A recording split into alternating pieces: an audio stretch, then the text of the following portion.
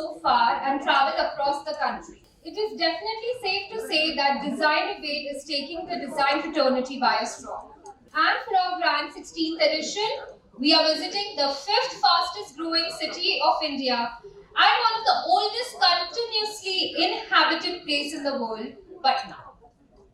So here we are introducing Design Debate's brand new theme, Aesthetics versus Economics. You will be hearing a lot more about the theme from everyone present here tonight. So I won't take up much more of your time. My humble request to you would be that we have a lot to celebrate here today.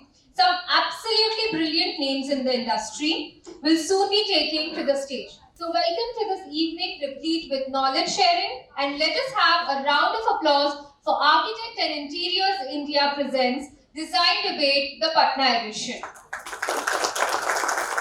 So to begin with, let me call on stage Mr. Indrajit Sauji, Group Publishing Director of ITP Media, the man who created and ideated this forum to deliver the opening address. Please join me to welcome him with a huge round of applause. आप सभी को मेरा विनम्र प्रणाम. Patna, the yesteryear's Patliputra and one of the oldest continuously inhabited places in the world, as mentioned by my colleague Shiraz. It has always played an important role and an important place in the economics, politics, and culture of India. The birthplace of two most prominent religions, Jainism and Buddhism, and a learning center, seat of learning, Nalanda. The architectural saga of the city has been shaped by various cultural, social, and political dynamics. There can't be a better place to discuss on today's topic, aesthetics versus economics, when it comes to business of architecture. It's my absolute pleasure and honor to welcome you all to this Patna edition of Design Debate. It's overwhelming to see you all in person and to see the hall full to its capacity. I'm humbled by the warmth and love extended to us. A big thank you to both our moderators, Madhuji and Ashutosh, who readily agreed and have wholeheartedly lent us support despite their impossible schedules to make this event successful. A special thanks to Dhananjay ji for guiding us, and a big thank you to my friend Abhijit for all his guidance and help and support. A huge round of applause for all of them and a round of applause for each one of you for making this event possible.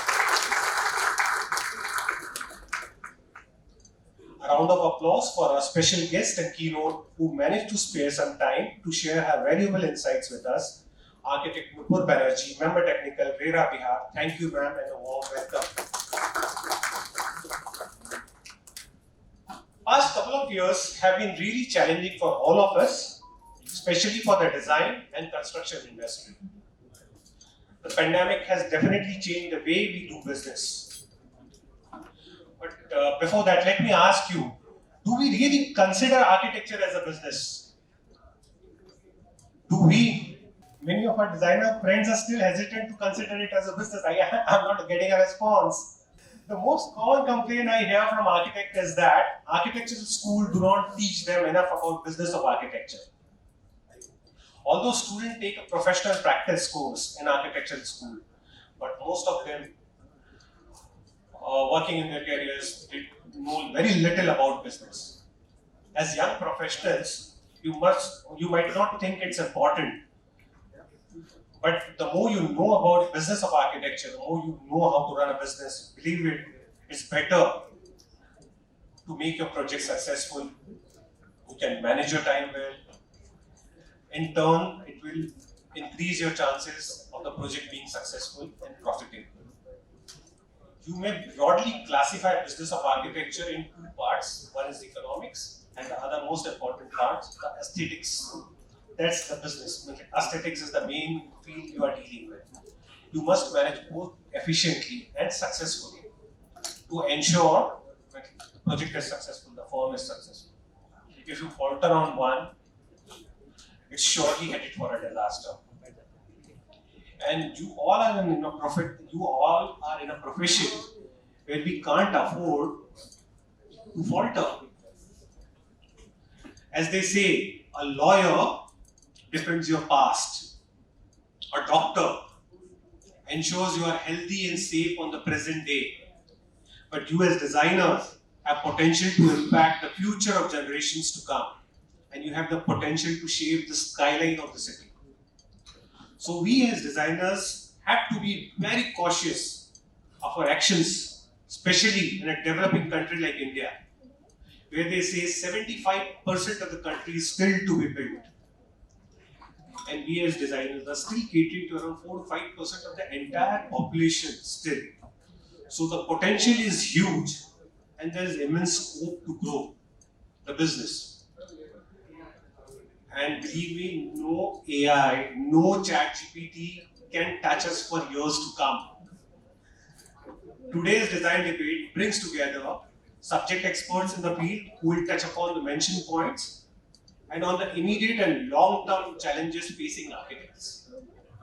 We'll chat with these leading design experts and learn from their expertise and experience as to how we can prepare ourselves better to survive and succeed and make an impact, keeping economics in mind and at the same time not compromising on aesthetics. So let's hear it out from the expert in the field, our esteemed panelists, as which side they are on. A big thank you to all our sponsors for believing in us and helping us bring this event to this buzzing city to deliberate on these pertinent questions. Thank you, Sarvesh ji, for all your support and help. Our associate partner, Jungle Panther. Dorma Kaba, our category partner. Thank you, Sarah. From Tectonic, our UPVC partner, you have always been a great help.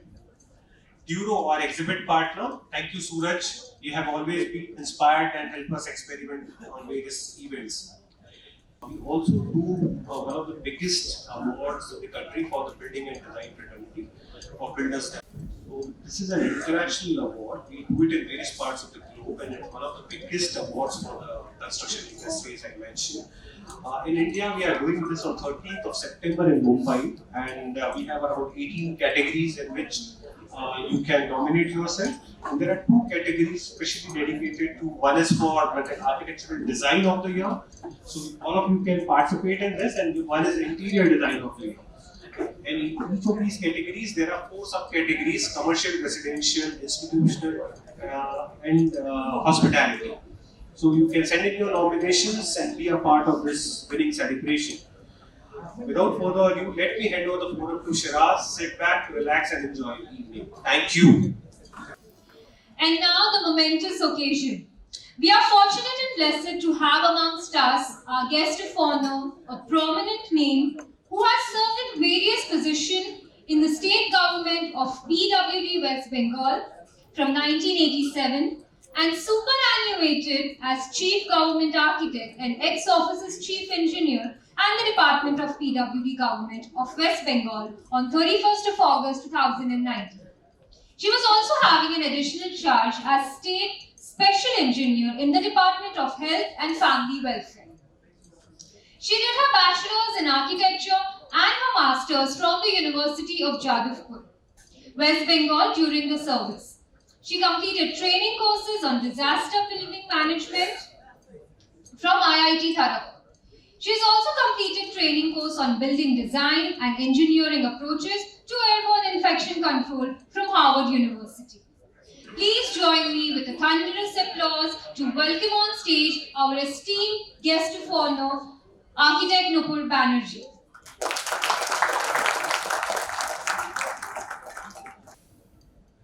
Really, I thank you everybody for giving me this opportunity to be present here and meeting so many architects and interior designers and other professionals, especially in Bihar. And I really liked to be present here, and I will hear from the speakers about the topic of today, that is the aesthetics versus the economics, which is a very relevant topic.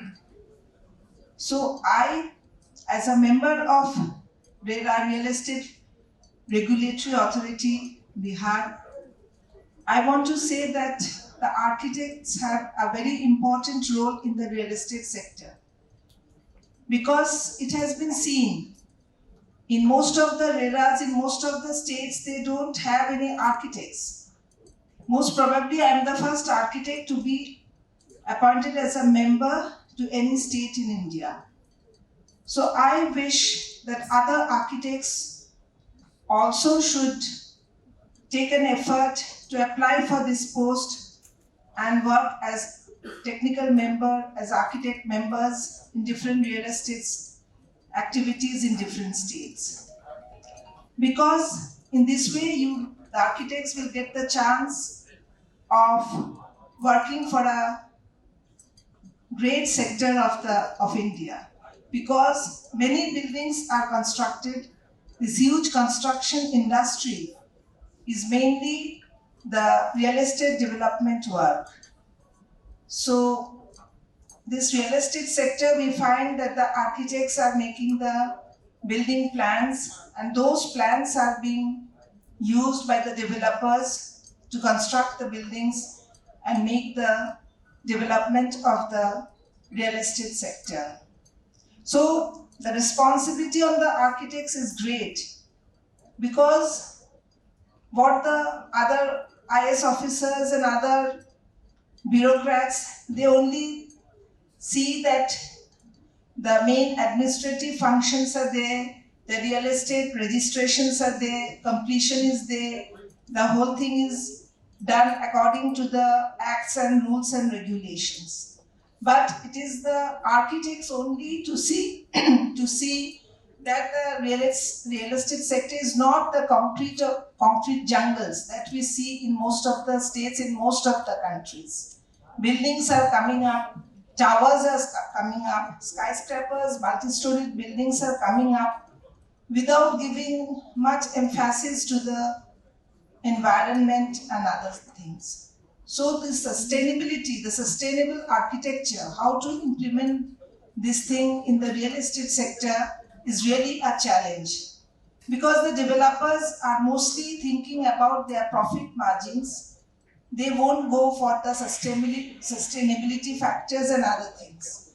But it is the architects to plan, and while the building is being constructed, they have to see that the environmental conditions are fulfilled and the minimum things that are required to be done for in order to make the building sustainable, that has to be ensured. So the topic for today, that is very relevant, I feel, because most of the architects think that if the building is made beautiful, not only the architects, even the common people, the home buyers, the purchasers of these apartments, they feel that if the building is very beautiful, we are having a beautiful place to live in. But it is not always true. You have to see, the architects have to see that the building that they are building are having all the environmental conditions fulfilled. And also it has to be economic. Economic doesn't mean only in the monetary terms, economic in space planning, economic in other things also.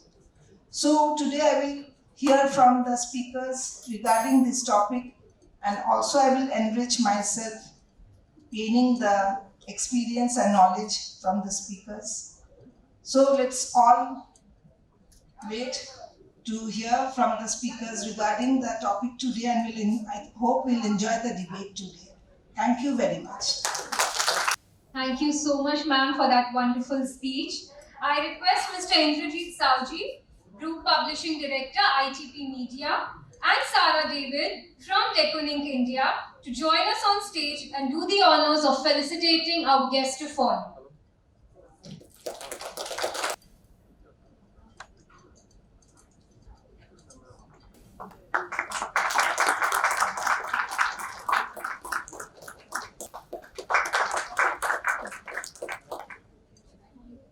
Mishra, Senior Manager Architectural Specification, North Dormakaba. Can we please have him on stage?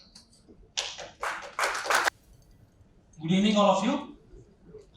I must thank the organizers, ITP Media, the esteemed panel of guests, and all the people, lovely people present over here. I welcome you on behalf of Doma Kaba to this amazing city of Patna. And today, whatever I am going to discuss with you or tell you, it's a very brief 10-minute presentation. We are not going to discuss anything about the products. I'm just going to discuss what we are, who we are, and what we do. So, Doma Kaba is more than 160-year-old company. It is present in 130 countries with over 16,000 employees. We have products with more than 1,600 products with our own patents. And last year we did an investment of 100 million Swiss francs in just product investment, that is R&D. And our net sales for last year was 2.8 billion Swiss francs. And before I discuss anything else, I'll just like to show you a short video describing what is Dorma and Kaba, because I'm sure many of you know about Dorma, but I don't know how many of you know about Kaba. And how this Dorma and Kaba came together, this is something you will see in this video.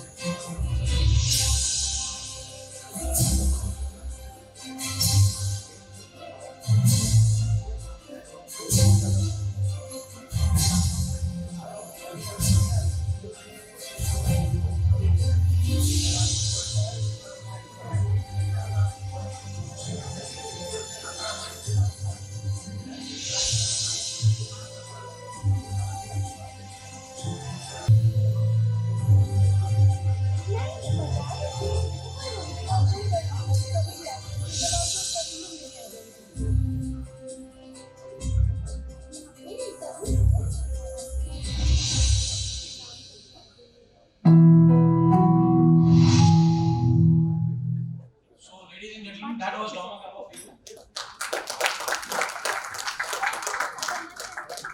So now going back, so we have a very strong heritage. It starts from 1862. It is going currently. We came together in 2015 as we joined hands, and now this journey, we are on this new journey. This is our worldwide presence. The color in red, the countries which you see, we are all present in these countries. If I talk about South Asia, so we are present in all the South countries, and our regional headquarters is in Chennai. About accreditation of Dorma Kaba India, so we are having all the necessary, accreditations like environment management system, quality management system, and anything which is required to run the business in an ethical manner. When it comes to performance, we have all the certifications, whether it is UL, whether it is CE certifications. We comply to all the certifications which is required for our products, whether it is according to ANSI specifications, whether it is European specifications. This is Dorma Kaba India headquarters in Chennai, where we have India's first NABL accredited hardware testing lab, which is open for customer visitations. So, for going forward, what is the world today and what is coming tomorrow? What are the trends which is defining today's access industry? So, some of the major trends today in the access industry is touchless access, from touch to touchless, merger of access and flow, shift from mechanical to electromechanical.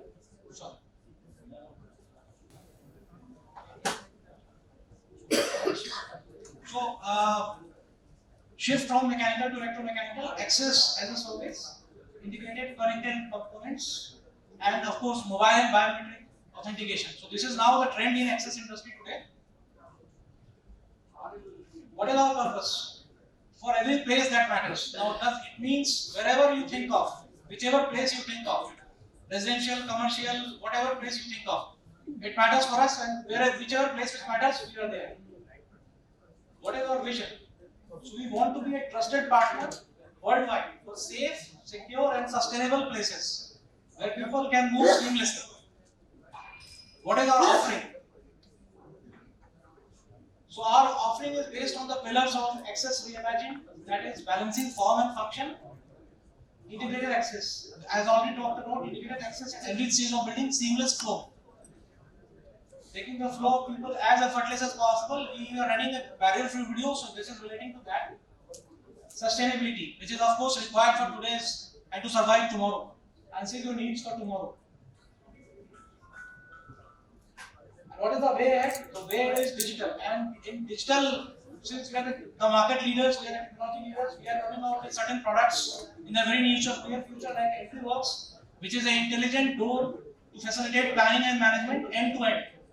Reservoir, which is a cloud platform for facility management designed between the tenant and the owner.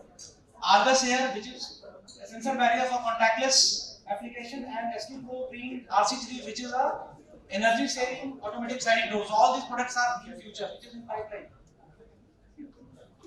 Of course, we are building with conscience. So sustainability is one of our key differentiators, and we are committed to fostering sustainable development. And what do we do about it? So we are doing sustainable initiatives through various efforts. Like for example, we are developing sustainable products and services. We are responsible dealing with our employees and also with our partners. We have reporting system, transparent reporting system through recognized standards, and we have membership with some of the very well-known associations, through which we declare our sustainable ratings of our products, and also we have our own internal assessments also.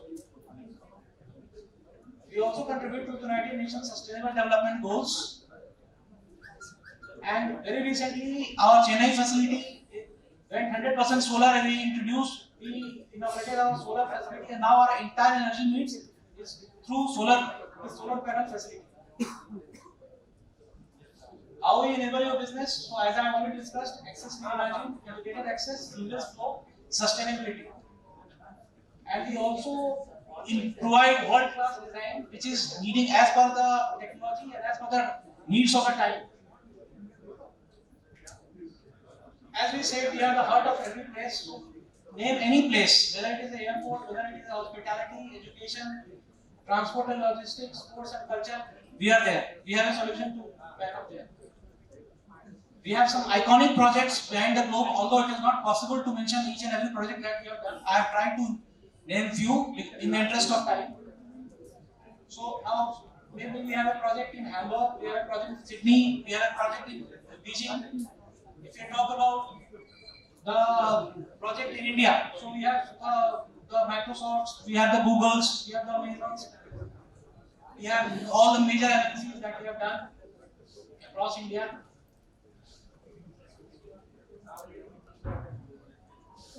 If I talk about the transport segment, we are present in almost all the airports in India, the past ones and the upcoming ones, whether it is Delhi, Mumbai, Bangalore, whether it is the upcoming projects. Any project airport project you go, you will see a Dorma Kava product there, whether it is a security sensor barrier, whether it is automatic opening door, or whether it is a door hardware, which you will see.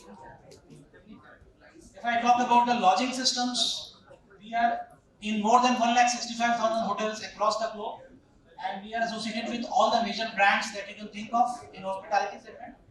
Of course, in the interest of time, I have many more slides which I can show if I talk about the projects.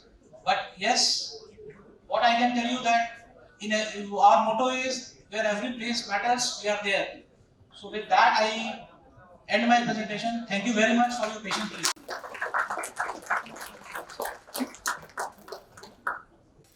And now we move on to the most awaited part of the evening, our panel discussion.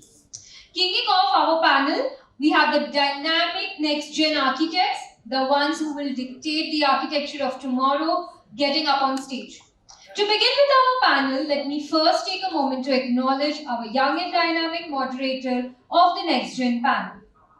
With more than 14 years of professional experience, including 7 years of teaching in premium institutes like BIT Mesra, SPA Bhopal and NIT Patna, he has acquired in-depth knowledge of project management and architectural design with 7 years of industry experience. He is currently the Assistant Professor in Department of Architecture, BIT Mesra, Patna Center. An accredited professional of Indian Green Building Council, He has pursued masters in building, engineering and management and later joined Colliers International. Please give a huge round of applause for architect Ashutosh Kumar. Sir, can we please have you on stage? Welcome to the Design Debate Show, sir. I'd like to now hand over the forum to you. It's a pleasure to be here, and when I see this large gathering in Patna, it's always a good feeling that a lot of professionals who are working in the same stream, who is beautifying the city, contributing towards the betterment of place where we live. They all accumulated, and it's a very, I think, I'm very thankful to the ITT group who organized this evening, which was, I think generally we don't have such opportunity in our city. So that's a great, and can we have a huge round of applause for the ITP group who organized this, and then we can call the order. Thank you. And thank you Indrajit ji especially for organizing this. So for this session, I think in the city where we live, it have a legacy of aesthetics which we may or may not be aware that this new Patliputra where we live, we have a lot of heritage building which was designed by J. Monix, and parallelly when the Delhi was in the world of development with Lutyens, and even there were many other architects also working there. At the same time, the British architect who worked here, they made the new Patliputra with a new style. So those all buildings are here. I don't know that many of us are aware about or not. The vista which is in our city, that is older than the vista which is in Delhi, and it's almost of a same scale. So we have many things here, and which we can, I think, feel proud, and even the next generation architects who are working here, they have to take the torch and move ahead with the same spirit to make our city a beautiful place, and all our buildings should be really aesthetical, not in terms of something from the not from the point of that it should look from how that everything is made with the same style which is available everywhere around the globe. Should have its own spirit, its own characteristic, which is defining the beauty in terms of beautiful Patna. So thank you for inviting me for this debate, which is aesthetics versus economics. It's always debatable whenever we started our journey as an architects. We all started our journey in mind that okay, wherever we work, we will we have a core heart that we will beautify that place for whom we are working, but somehow because of many constraints, somehow it may not happen. So we have many architects for today's discussion who will enlighten us that okay, what's their term, what's their stand in terms of whenever they have to decide on these two terms, how they tackle it, and then we will try to understand that what's going on in our city with respect to the Patna. So the first of our panelists is architect Anil Yadav, who have his own consultancy firm, Design Plus Studio, and he got his graduation from Susan School, and one of the youngest architect in the city. So please come on the stage.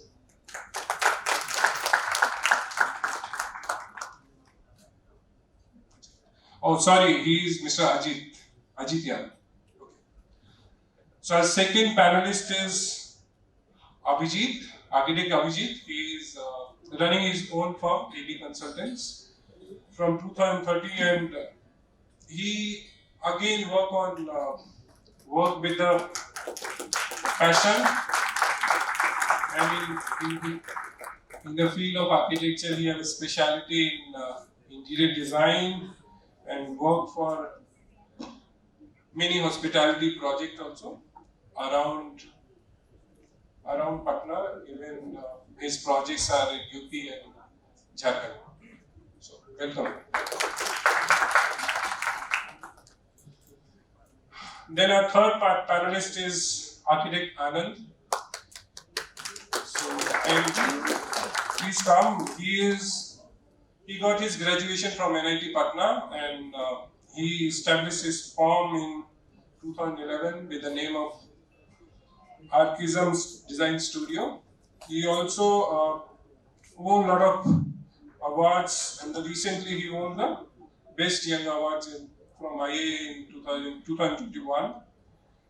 And he is very active on YouTube platform. He run his own channel, and he motivate with his thoughts to a lot of young people and the clients.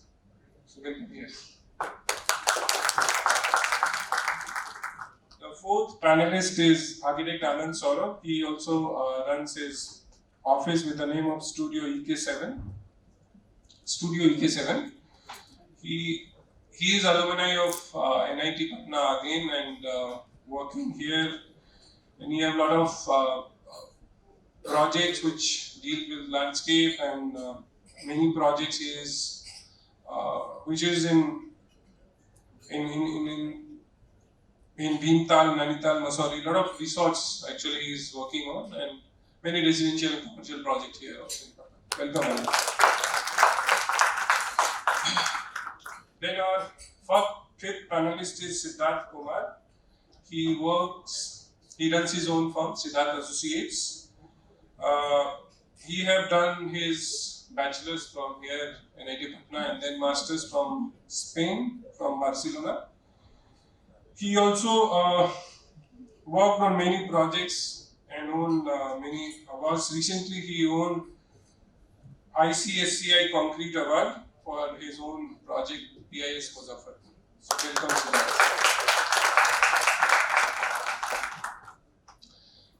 And last, we have a sixth panelist, architect Uma Shankar. He also runs his own consultancy with the name of Han Architects. He is principal architect there. He established his firm in 2010 and working on many government and private projects here in Patna. Starting from Ajit. Yes, architecture is always, I think, a debate between tradition of technology in terms of form or function. And in the same line, what do you think that which is more important in terms of aesthetics or business in these days? How do you justify between these two whenever the projects comes to you? From my point of view, actually, जब एक project हो जाता है, सबसे पहले aesthetic और economic तो होता ही है, क्योंकि हम लोग एज पर एनवायरनमेंट के हिसाब से planning, ventilation, light and all सारा कुछ देखते हैं. बट जब हम लोग एक एस्थेटिक देते हैं किसी बिल्डिंग को, तो वो एक अपने आप में एक यूनिक फॉर्म क्रिएट करता है, और जो भी वहाँ से क्रॉस करता है या कोई भी वहाँ पे देखते हैं, तो उस प्लेस को एज इन माइंड में रहता है कि कहीं पे ये चीज हमने देखा है और ये सबसे अलग है, तो एक प्लेस रिमेंबर होता है. तो aesthetic is important also, but economic भी important man. But like example, अगर हम एक दिल्ली मेट्रो पे जाते हैं, ठीक है, तो आप मेट्रो में पूरा अंदर देखेंगे तो कि सारा मेट्रो का जो स्टेशन है सिमिलर है सारा, बट अभी कहीं कहीं पे हम लोग ग्राफिकली प्रेजेंट किया गया है, तो एक रिमेंबर होता है कि ये मेट्रो यहाँ पे है, नेहरू प्लेस है, तो नेहरू प्लेस जैसा वहाँ पे कुछ चीजें बनी हुई जो हमें रिमेंबर करते. कोई एक नया आदमी आता है तो दिखता है कि चीजें ये बनी हुई है, तो वो एक रिमेंबर करता है एस्थेटिक. तो एस्थेटिक मैटर करता है, और प्लस साथ में इकोनॉमिक तो रहता ही है एज पर एनवायरनमेंट के हिसाब से. Thank you, Ajit. Moving towards our next panelist, I will ask in the same line that whenever we say aesthetics in terms of beauty, so beauty, I think it's not only which is from outside. Sometimes whenever we say beauty, beauty means that how beautiful it is from inside in terms of present time. Whenever we are saying that our building should be beautiful, so where do you see that whenever we tell this word beauty, is it also aligned with the the term which is or the essence which is required in terms of sustainability, circular economy? Where do you see that whenever we say that okay, this building is beautiful, so it's just a piece of art or it's beautiful from inside with the perspective of user? What do you think? Okay, so first of all, I would like to thank ITB Media Group, Indrajit sir, and all the partners involved for making this and giving us such a great opportunity to have such a great interaction with such a esteemed seniors, our colleagues, friends, fraternities, and juniors also. And this events like this should come. And thank you, ITB Media Group, for making this happen. And the question here is aesthetics. Yes. I'm just clarifying. Whenever we say aesthetics, so is it just aesthetics as a piece of art? Because building is not a piece of art. It's for the user. So as the topic says, aesthetics and economics is one of the most important part of a building construction. Without aesthetics, we can't have our beautiful buildings. We can't imagine. And all the clients in a local field terms, if we say is, all our clients who comes to us now, they have a perception to have a Taj Mahal inside their dream. But when it comes in terms of economics now, all it shatters. And being an architect, we know that our projects have to run because many people are going to be involved in this. Not only we, masons are there, carpenters are there, many things are involved in this. The economics not only runs with the aesthetics, but they are running many things behind that. Okay, so it's a very good term, aesthetics and economics. It have to be there. Economics is very important as related to the project. Beauty, not only, but we as an architect, we are there to beautify our project, and that's why we are there. Okay, planning, then aesthetically how building is looking, both are very important. And in my terms, aesthetics is important, very important, and plus the sense of beauty have to prevail. Not only seeing the building, the planning should also be there. The functionality of the building, that is also very important aesthetically. So this is what aesthetics is. Yeah, thank you. Thank you.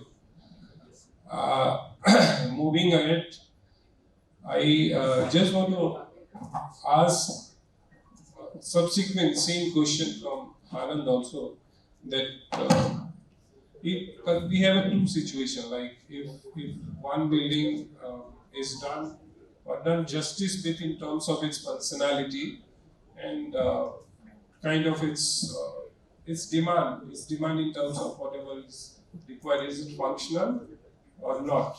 Is justice to us that in terms of material? Then secondly, it may compromise in other terms. May not be so pleasing, may not be or compromise in terms of aesthetics. And secondly, if we see the other part, that some building is intended towards designing an art piece. Like we have many buildings, very renowned architects work from that perspective that they consider that okay, my building is going to be an art piece. It's something which is showcase with its form and any character. They may not be thinking in terms of their material should be there or not. So where do you think that which one is lying towards the core of architecture? Which approach? सबसे पहले कि जो हम aesthetics की बात करते हैं तो माइंड में सबसे पहले आती है beautiful buildings but aesthetics is just not about the beautification वो जो बिल्डिंग की फंक्शंस होती है वो भी उसकी एस्थेटिक्स होती है और सबसे बड़ा इश्यू होता है अभी जो हमारी ये टॉपिक्स है एस्थेटिक्स वर्सेस इकोनॉमिक्स। तो एस्थेटिक्स भी अचीव कर रहा है और इकोनॉमी भी हम लोगों को लेकर चल रहा है।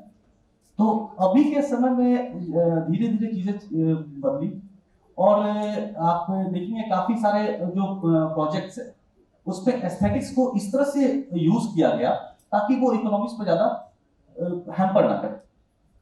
तो जैसे मिस्टर साउजी ने भी कहा था कि इन विच साइड यू आर, तो ये एक ऐसा बैलेंस है कि ये तराजू कि आपको दोनों पहलू को बैलेंस करना पड़ता है। आप सिर्फ एस्थेटिक्स की तरफ नहीं जा सकते, इकोनॉमी को फ्री नहीं छोड़ सकते। आप इकोनॉमिक्स पे टाइट नहीं हो सकते ताकि आप एस्थेटिक्स को कहीं ना कहीं हैम्पर करते हैं। तो कहीं ना कहीं ये बैलेंस हमें आर्किटेक्चर में इंटीरियर में लेकर चलना पड़ता है कि हमारा एस्थेटिक्स भी हो जाए और इकोनॉमिक्स भी हम लोग मेंटेन करके चले। अभी प्रेजेंटली जो सबसे एक बेस्ट एग्जांपल है, जो पहले रेस्टोरेंट्स होते थे, तो रेस्टोरेंट्स आप एक फाइन डाइन का कॉन्सेप्ट हमेशा रहा, आज वो पूरा का पूरा चेंज होकर आ गया कैफे स्टाइल्स में। तो जो हमारा इकोनॉमी, जो हमारा कॉस्टिंग एक फाइन डाइन रेस्टोरेंट बनाने में लगता था, आज के समय हाफ कॉस्टिंग पर हम लोग उसको कैफे में कन्वर्ट कर दिए। और ब्यूटिफिकेशन की बात, एस्थेटिक्स की बात करें तो कहीं से भी वो फाइन डाइन से कम नहीं है आज के समय। तो इस तरह से है। विद मटेरियल्स के यूज में भी हम लोग आज के समय में फॉल सीलिंग की जो कॉन्सेप्ट थी वो भी कन्वर्ट करके आज ब्लैक पेंटेड सीलिंग्स में यूज करने लगे। वो भी कहीं ना कहीं इकोनॉमी को हमारा बिल्कुल एक तरह से बैलेंस करता है। इकोनॉमी के साथ हम एस्थेटिक्स को बैलेंस कर सकते हैं। इसी तरह काफी मटेरियल्स भी हम लोग यूज कर सकते हैं। आप ब्लैंक स्पेसेस को किस तरह से फिल करते हैं। अभी सबसे जो सस्ता कॉस्टिंग अभी पॉलीपर्स है, फोम स्टिकर्स है, तो किसी तरह के मटेरियल चेंजेस करके भी हम लोग इकोनॉमिक्स को कंट्रोल कर रहे हैं। लेकिन एस्थेटिक्स आप देखिए पहले से बेटर एस्थेटिक्स आज के समय में होती आ रही है, बट इकोनॉमी को हम लोग बैलेंस कर चुके हैं। तो एस्थेटिक्स और इकोनॉमी को हमको हमेशा बैलेंस करके चलना ही पड़ेगा। Thank you. Again, moving ahead, I just want to ask my next question, which is again related and aligned with the same theme. That whenever we see that you all live in this city of Patna, and in terms of even seeing the architecture of India, what do you see that where we are moving? Which one is focused more in these days? If we talk in terms of contemporary building. See, so the first thing we need to understand and we need to establish what aesthetic is. What is this aesthetic? What we consider aesthetic? What the user considered aesthetic and what as an architect considered aesthetic. I will give you an example. Like, let's say you talk to the client from Ahmedabad, Kerala. What he will say? The person in the Ahmedabad, his requirement will be something like, see, I want a exposed brick facade, which will work as the exterior part of the building also and work as the interior part of the building also. It will be beautiful from outside and inside. You are not using any cement, not any panels, not anything. With the glass, he may ask for solid furniture. So aesthetic for that person from is there is that. If you go and ask some person from like Pune or Maharashtra who is doing in IT fields or something, he will say, I want some basic interiors, just make some wardrobes or something. I will do some DIY. I used to paint. I will put the frame over it.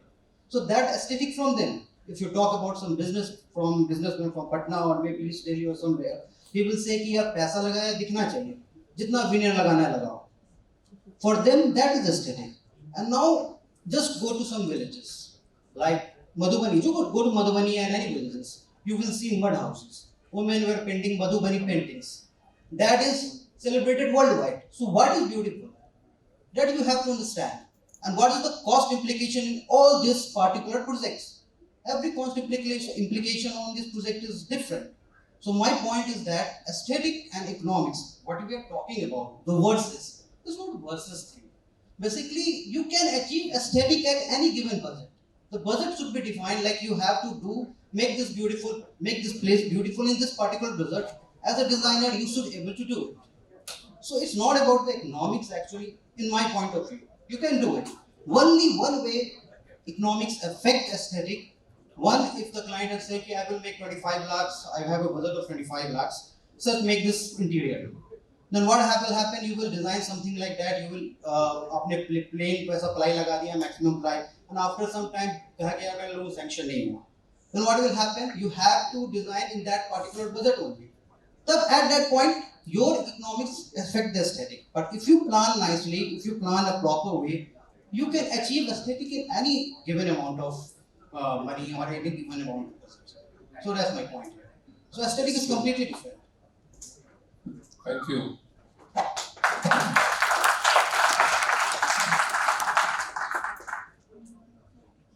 Uh, as our discussion came that obviously the beautification is something it can be always you have a constraint, you have something in your palette, and with that palette you can create create create a beautiful things with that principle which is the core, the principle of even the principle of design is always same. Even if we design a 5-star hotel or design any residential projects, those principles which is taught in our college and which is in our core mind. So that's always same. But as we all know, there are certain things whenever some project came in our hand or in your office, whenever some client came, and he always have his own dream. He come with his project. He have his own dream that he want to make his house, and sometimes in his dream that it should look like something. Sometimes may come up with the budget only. So I just want to ask from Siddharth that what is your starting or maybe your kind of the pitch of that project when you start. That what is in your mind that this if we talk in terms of beautification, that aesthetics or economic comes first, and how do you manage it? Yeah, actually, I was not too much deep into these two topics earlier. I'll tell you, like, this is the fact. But what, like, I did in last 8 to 10 years, like, maximum, like, institutional project I did. So, I have reflection of my part in any project. And taking, like, in early discussion, when, like, we took the requirement from the client, so one side we are taking the requirement from the client, and other side parallelly we are thinking like from the client perspective and from the local context. Like I'll tell you, I designed one client was from Mumbai, and I designed one school in Gaya. So from the childhood, I am living in a house which is surrounded by a courtyard, and like at that time, I was not having any electricity, and we were very sustainable in that surrounding. So from there, like I took the concept because the site was in Gaya and my village is also in Gaya. So from there, I took the concept and I fulfilled the requirement of the client.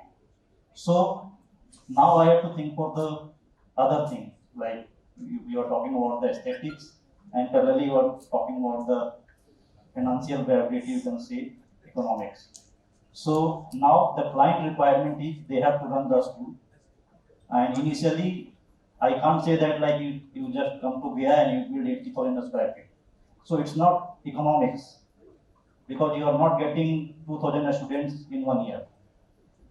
You have to run the school in long term, and making 80,000 square feet in 1 year, it's not viable. So our phased approach, we are suggesting them you have to go phase wise. Phase 1, phase 2, phase 3, 20,000 square feet you build, and then after 2 to 3 years, you build again. Parallelly, we have to think for the modulation. We have to think, we have to optimize the structures. Like if you have norms of like CBSE norms of 500 square feet, so 20 by 25 size classroom is good, or 22 by you can go 27. Some schools will be doing like that. So from our perspective, we have to give them both the things, and we have to balance both the things. They are coming with the dreams, but we have to suggest and we have to provide in such a way that it should be like sustainable in both the manner. So that's the main context in principle. Thank you.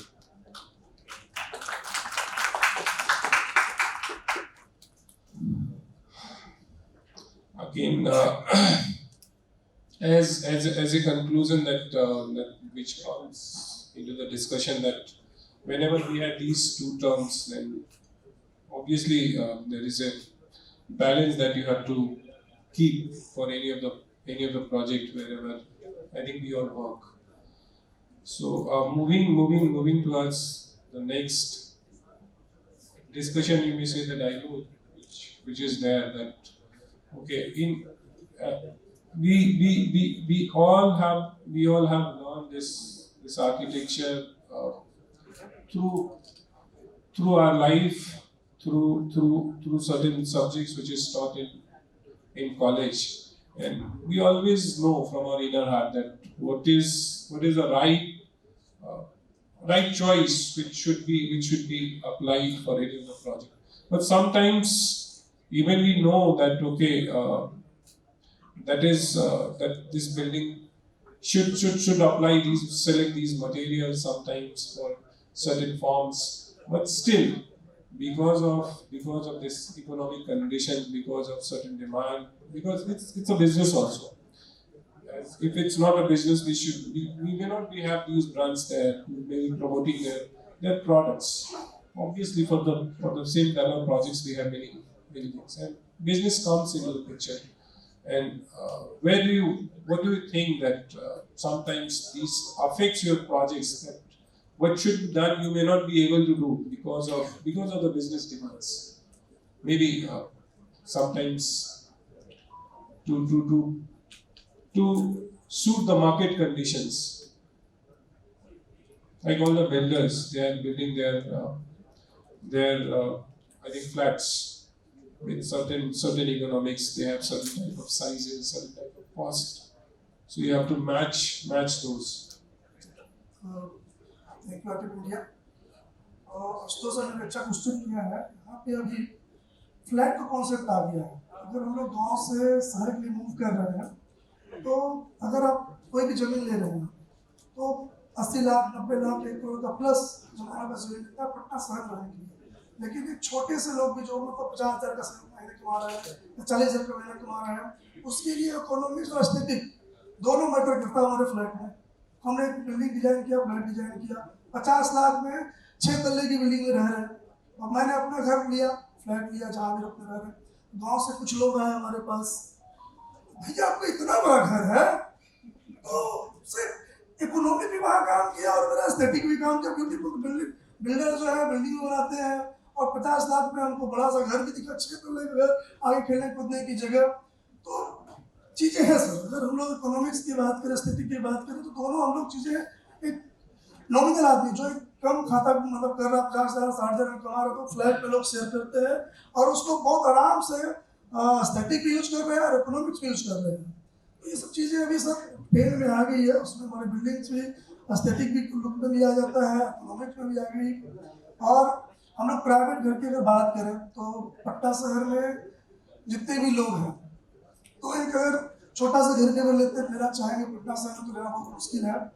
अगर थोड़ा दूर दराज में जाएँ तो economical की बात करें तो अगर मान लीजिए पूरा पटना से अगर आजकल ईटा होता हो गया है सर, बगल में सोडी हो गई है जो स्पैन कर रहा है और मेट्रो आ रही है हमारे पास, तो लोग जैसे दिल्ली शहर में है क्या कि 2 घंटे दूर से भी लोग शहर में आते हैं जॉब करने के लिए, उसको इजी कोई रास्ता मिला हुआ जाने आने के लिए, तो लोग दूर जाके भी एक अच्छा सा घर डिजाइन करके रखते हैं। जैसे सिद्धार्थ ने कहा कोर्टयार्ड वाला घर, एक्सपोज ग्रिप वाला घर, जैसे आनंद स्वरूप ने कहा कि एक्सपोज ग्रिप, अगर हम लोग थोड़ा सा कम बचत में जाए तो एक्सपोज ग्रिप पर डिजाइन करें। पटना से एक भी एक्सपोज ग्रिप का बिल्डिंग दिखेगी नहीं। एक हमको दिखा मानव भारतीय स्कूल, हो सकता है बेचारा उन्होंने बचाया अपना उस सभी के लिए बनाया होगा।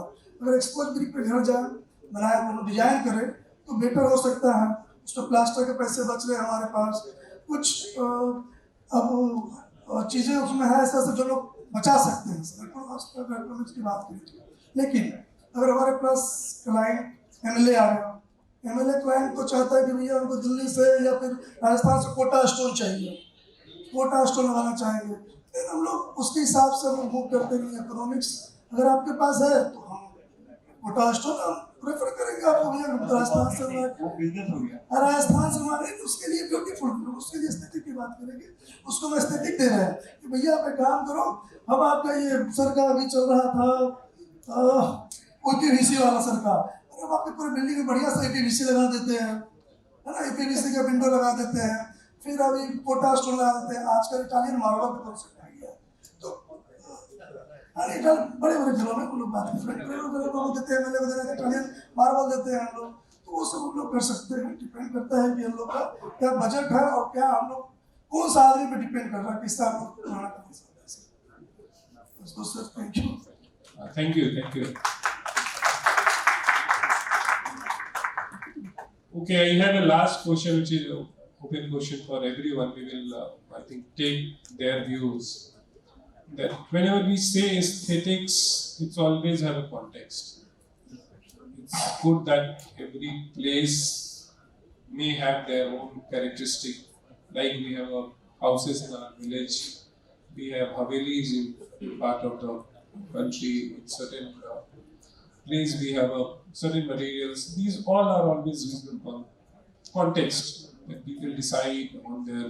I think from their surrounding they learn. They try to do the justice and balance. Okay, so whenever we have these two terms, like if we start with aesthetical aspect, like every architect have their own set of mind. Whenever we say beauty, obviously we have our own choices in terms of color, in terms of material. So when any projects comes to yourself in your form, so there are two aspects. One is practical constraints. Like if you have to design a building, so obviously there is a bylaws that we have to follow. Secondly, there is a value for space. So you cannot even design sometimes put your houses there because we have a lot of space there. So that's become a practical constraint because we have to design. So how to balance between these two? That you know that okay, this is a practical constraint, but you know that okay, something can be better, which is so. How do you balance between these two whenever you deal with your clients? How do you do justice with architecture? Because architecture says that okay, you have to do the best, always in terms of sustainability, always in terms of environment. We should do, but it may not happen during our practice. That's why we have different types of building, which is not even appreciated by most of us. We know that something wrong is there, but still that's going on. It's happening in every city. So what's your views on that? How we can overcome it? And if you talk about I'm talking in terms of interiors basically right now. Yeah, in any term you can ask. If you talk about like the materials and everything, like what you are talking about is not looking beautiful, this particular material is not there, and your sense of material or something like that. So if you see like holistically now, this whole interior business or whatever this, it's completely controlled by the industries. Like fashion is controlled by the industries, this interior is controlled by the industries. If you look at it, just anyway, like I am searching for, let's say, take an example of TV unit. I will search for TV unit and the client will search for TV unit, everyone will search for Pinterest, Google, wherever you see. 80-90% chances nowadays that you will see with the fluted louvers and the panels. 5 years back, you will not see it. The chances that you will rarely see the fluted louvers. What will happen? You go to shop, there are fluted louvers all over there. There are 3 varieties, 3 to 4 varieties. You will get PVC, you will get charcoal, you will get WC. All in different range. So if you want to, like of course if the budget is constant, you can make that in that particular range. I will give you a recent example. It's just an example that will gonna happen. Recently, a laminate company, a leading brand, has launched Mica, launched his laminate designed by Manish Malhotra. I am asking, and you know everybody knows that, right? So ना, just tell me, अगर आपको वो mica ऐसे दिख जाता, मुझे तो पसंद नहीं आता, मेरे को तो एकदम पसंद नहीं आया, पर does it matter? It doesn't matter. I will tell you how. What will happen? वो कोई सेलिब्रिटी लगाएगी, चलो थोड़ा सा ऑफलाइन ऑनलाइन पूरा कंप्लीट आपका मार्केटिंग हो गया. What will happen, the person, आप अपने क्लाइंट को लेके गए कि चलिए Mrs Sharma ji and Mrs Sharma, आपको मैं माइका सेलेक्ट करवाता हूँ. आप सोच के गए हो या रूडन लगाऊंगा या व्हाटएवर लगाऊंगा, वहां गए शॉप वाले ने दिखाया कि मैम नया है मनीष मल्होत्रा का डिजाइन. अब बोले यार रूडन लगाते हैं, शर्मा जी बोले लेट्स से, तो शर्मा बोलेंगे तो मनीष मल्होत्रा कपड़ा तो दिला नहीं पाए, माइका तो दिला दो. तो माइका ने किया. अब again she has to show off. I have a designer house, I have a Manish Malhotra mica. So Verma ji wife of course in kitty party sees that, जाके बोलेगी कि भाई मेरे को लगाना है. डिजाइनर को फोन किया वर्मा जी बोलेंगे कि भाई डिजाइनर बोला सर आपके बजट में नहीं है, कमर्शियल प्राइस लगा दो पर माइका भाई लगना चाहिए. That is also achievable. What will happen next is that कि the rival companies, whatever the rival companies, that is going to happen. My prediction is that the rival company will launch the same design of mica, and when you go to shop, you will see the same design of mica all over the places. In the budget, 50% of range, 25% of range, every range. So that the aesthetic that what I am trying to say is there, the aesthetic that we are talking about is completely changed by the industry right now. Now that will be the mica that you will gonna select, and end of the day, industry is defining it, and you will get it every range. So the point is that कि आप mica लगा रहे हो, आप जो भी कर रहे हो, you will get in all of the ranges. And what I am trying to say, this industry define the aesthetic for the masses. If you are not in the masses, आप कुछ unique design करते हो तो ठीक है, आपको कुछ effect नहीं करता ये सब. आप unique brickwork का, exposed brickwork का design करो, सब कुछ जो करना है करो. You are not in the masses. That's a good thing. But it is completely defined by the industry. If the fashion industry में जाओ, आज ये वाला jeans चल रहा है, short jeans चलेगा. That's how it's.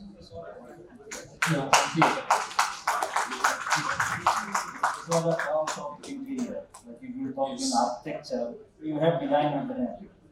Like if you don't have a space on horizontal or on horizon, you can go vertical. Relative is in interior also, exterior also, Yeah. landscape also. No, but Yeah, I'm yeah. just extending the same thing. Yeah. I'm not asking that, okay, whenever you have such situation, then how do you save your client?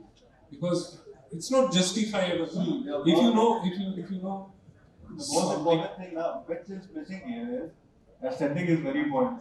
Economics is also there. And what the part we are not telling is that business is also there. That's Okay, true. we have to understand with what mindset client is coming to us, because only aesthetics and economics do not run our family on. We have a family to run, we have our employees to run. Many things are running behind that also. Yes. So making this, to make that balance, it is obvious that we have to read our client, what he wants. And we all want that our building should look different. We all want that our building should look nice, beautiful. It's not like that we are going to create something that is not going to look good. It has to look good. But the important thing is that what the client is paying to us also. That time, that unless and until aesthetic does not come like that, we have to spend time on it. To create something good, to create something nice, we have to give time to it. And that time is directly proportional to what we are getting from it. Okay, so for making the system balanced, we have to read, we have to know what the output is coming, then only what we are going to give to the society. If client is going to pay us a good amount, we will going to leave all our projects and I am going to focus on only that project. And it has to look good. मतलब नहीं यहाँ ऐसे clients थे कि जब हमारे पास clients आते हैं तो क्या है कि सबसे पहले तो हम लोग इकोनॉमिक उनसे कि आपका बजट क्या है, हम डिजाइन भी आपको उसी बजट के हिसाब से करेंगे क्योंकि हाँ उसी हिसाब से टाइम में देंगे. अब कहिए एक एग्जाम्पल कुछ लोग आते हैं, उनका कहना है कि आप बहुत बढ़िया स्पेस रेडी कीजिए, मेरे पास 5 लाख ही है, हम कर सकते हैं, बट क्या आप उसके लिए लाख 1.5 लाख 2 लाख का फी दे सकते हैं? नहीं, वो फी देने के लिए अगर आप हमारे क्रिएटिविटी के लिए आप लाख 2 लाख पे करते हैं तो हम आपका 5 लाख में भी वो स्पेस रेडी कर सकते हैं जो आप कहीं जाकर 15 और 20 लाख स्पेंड करने वाले हैं. लेकिन क्लाइंट्स ये नहीं कर रहे। उनको लगता है कि 5 लाख लगाने के लिए इनको 2 लाख देना होगा।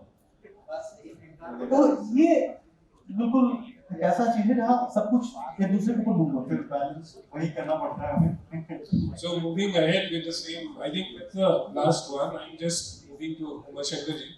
Umashankar ji, ये बताइए, जैसे अभी आनंद ने बताया कि actually problem वही है that good design or good beautification requires a lot of your time and sometimes बहुत possible नहीं होता है, realistic practical नहीं होता है उतना time लगाना।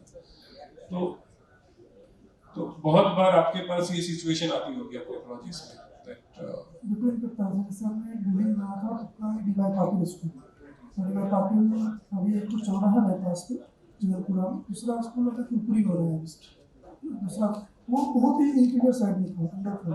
उन्होंने कहा कि तो अंदर है हमारा बिल्डिंग्स, और बहुत वहाँ पे सारे बच्चों को लाना भी है उस जगह पे, और उस जगह पे लाइन वगैरह भी कम है, बिजली वगैरह भी कम है। तो हमने सब उस बिल्डिंग में क्या किया, उसके हिसाब से उनको खर्चे भी कम करने थे और सब कुछ करना था। हमने थोड़ा सा ग्रीन बिल्डिंग का यूज किया, और उसमें ग्रेविटी वाल वगैरह जो नॉर्मल होता है हमारा नॉर्मल कॉन्सेप्ट है। हम फर्स्ट ईयर में सेकेंड ईयर में हमने पढ़ा है फेस पर जो पढ़े होंगे हम लोग, scale balance rhythm harmony cavity, ये सब जो हमने बच्चों को पढ़ाया है फर्स्ट ईयर में, तो बस उसी को यूज किया हमने। कैविटी वाल दिया, वहाँ पे एसी का पैसा बचाया थोड़ा होता है, भाई आपका एसी कम चलेगा या एसी नहीं बराबर चलेगा, आपका बिल्डिंग ठंडा रहेगा और आपको ठीक रहेगा। इसलिए हो गया, थोड़ा सा वाइड छोड़ा, कोटियार्ड दिया, बीच में थोड़ा यूज किया, थोड़ा ओपननेस दिया, वेंटिलेशन थोड़े किए। ये सब चीज़ों को करके हमने क्लाइंट का खर्चा भी बचाया और एक अच्छे जगह पे सब चीज़ें बिल्डिंग में दिया। तो ये डिपेंड करता है सर पर डिजाइन, हम लोग डिजाइन कितना अच्छा सोचते हैं, क्या करते हैं। उनको याद होगा सर, फर्स्ट ईयर में हम यही पढ़े थे सर, प्रिंसिपल जो फाइव प्रिंसिपल बताते हैं हम लोग, स्केल बैलेंस रिदम हार्मोनी, हम लोग तो भूल भी गए थे। मैं ये पूछना चाहता हूँ, मैं ये अप्लाई होता है प्रोजेक्ट्स में, होता है सर। उसके बिना सुंदर लगेगा ही नहीं, सस्टेनेबिलिटी भी है उसके बिना सुंदर नहीं, उसमें हम बता रहे हैं जो हम 5 लाख लगाए चाहे 15 लाख लगाए कुछ नहीं होगा। कोई इलेक्ट्रिक हाँ 5 में मतलब ये यूज करना है हम लोग सर कॉलेज में जो पढ़े बस उसको यूज करना है सर। और सच्चाई है कि हम सोचते नहीं कोई यूज हो रहा है, लेकिन ऑटोमेटिक यूज हो रहा है, हमारे हाथों में आ गया वो। तो ये है एक्चुअली एस्थेटिक होना ही चाहिए, क्योंकि आप जब फॉरेन कंट्रीज देखते हैं, जैसे कि रोमन आर्किटेक्चर अगर देखते हैं, तो एक वहाँ फील होता है कि रोमन एक यूरोप साइड का एक आर्किटेक्चर है।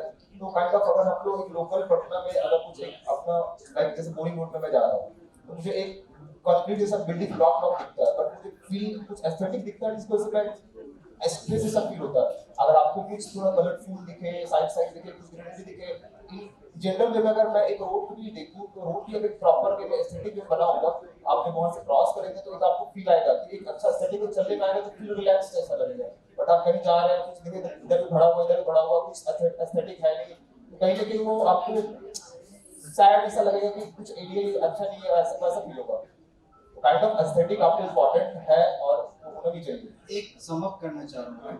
नहीं, मैं सम अप क्वेश्चन ही पूछ रहा हूँ। Just taking, I think one liner view from all the participants, all the panelists, and then we can move on. If it's allowed, then we can take some questions from the audience. Can we take it? Okay. So just your comment in one line. Okay. Whenever we see that beauty or aesthetical terms, obviously it's not always from outside, from where we started. It's something that how it is beautiful from its inner heart.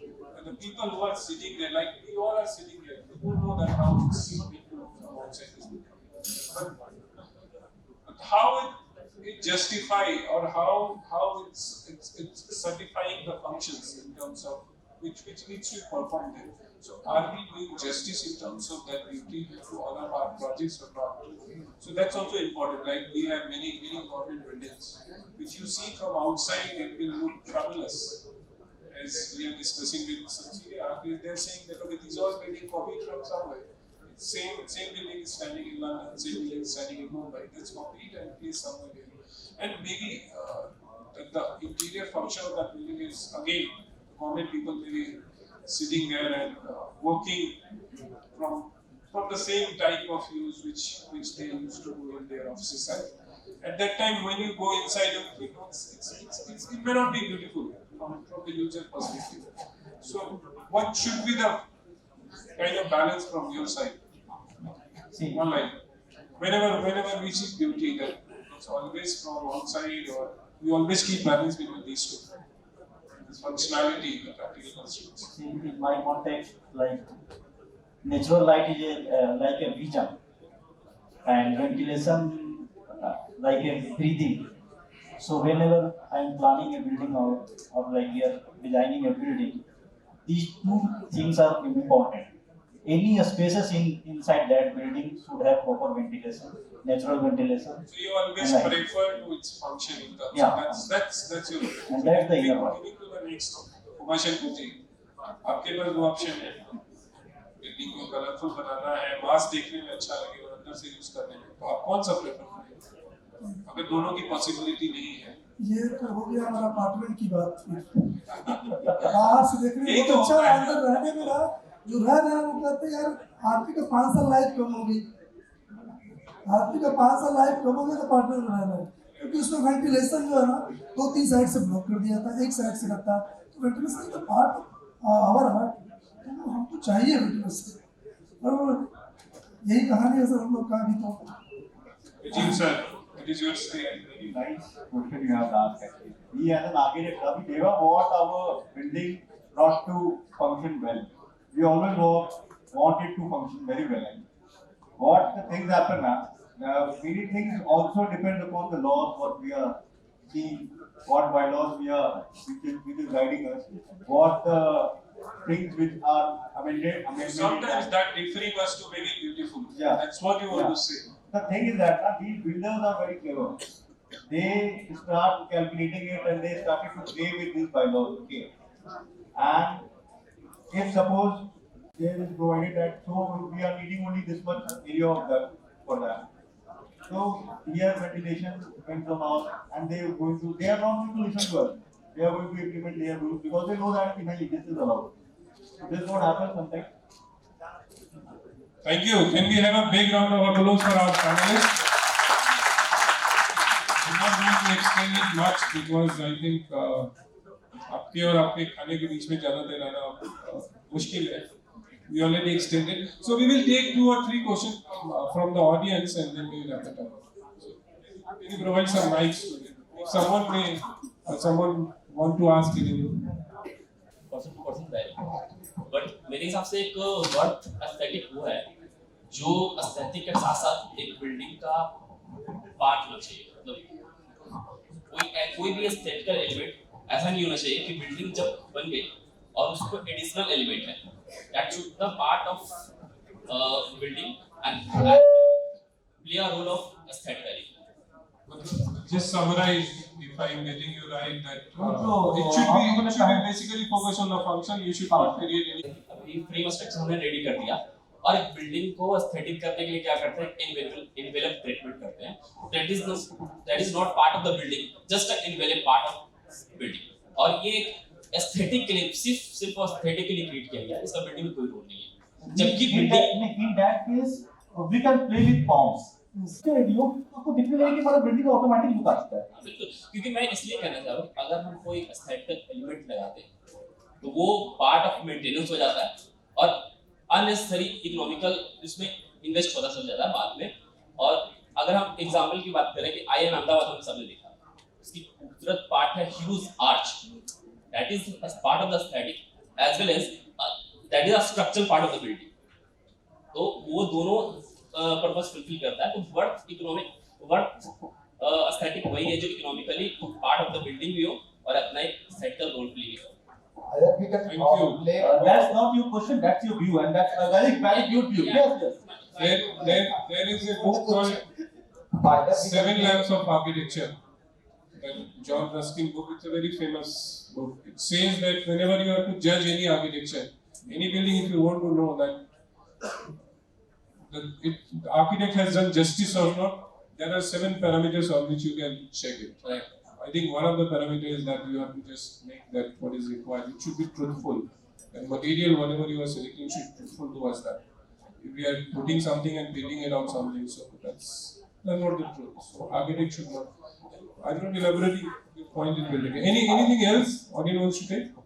one more thing, either we can also play, अगर आप लोग का जब building बन जाता है तो हम लोग एक पेंट से 3D पेंट करके बिल्डिंग के पॉपअप करता है, तो हम लोग पेंट से 3D पेंट करके उसको आप लोग एक कॉन्ट्रास्ट क्रिएट कर सकते हैं। तो आप क्रॉस करोगे तो आपको अलग एक चीज दिखेगा बिल्डिंग में। Yes, there are ways to even if we have a monotonous thing, we can play with certainly. So thank you all the panelists. I think they have enlightened with their thoughts that how they are tackling these two terms whenever it comes into the decision they all have. But the control is always, life lies between the balance. Always what they all are saying, I can see that they have to balance all the time. Sometimes take a higher weight, or sometimes maybe aesthetics. It depends on the clients, it depends on the context. Thank you all the panelists, and I think we are ending up with this session. So we all can take an. Obviously, I'm just calling Sahiraz to take the mic, take the stage. Thank you.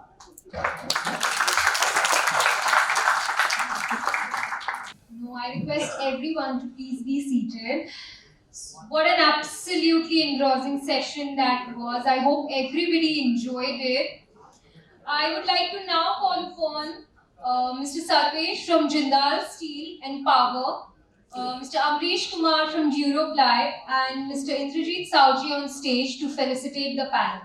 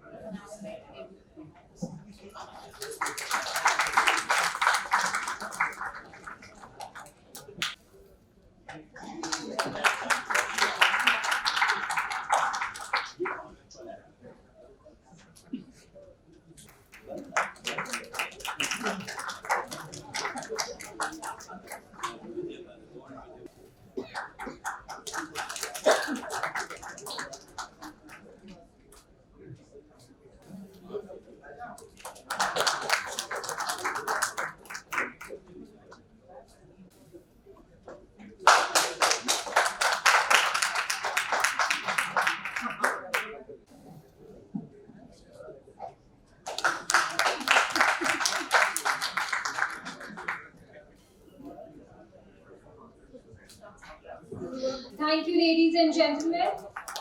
I would request Mr. Sarvesh Kumar to please stay back on the stage. This wonderful session organized by ITP Media.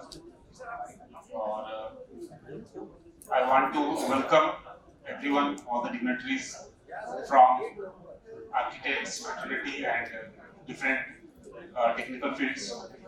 So I will not take much of your time. I will give just 10 minutes presentation regarding my Jindal Panther. So we are partnering with this event. Please play the 1 minute video. Video is there. Just it will give the idea of about our products. Please play the video.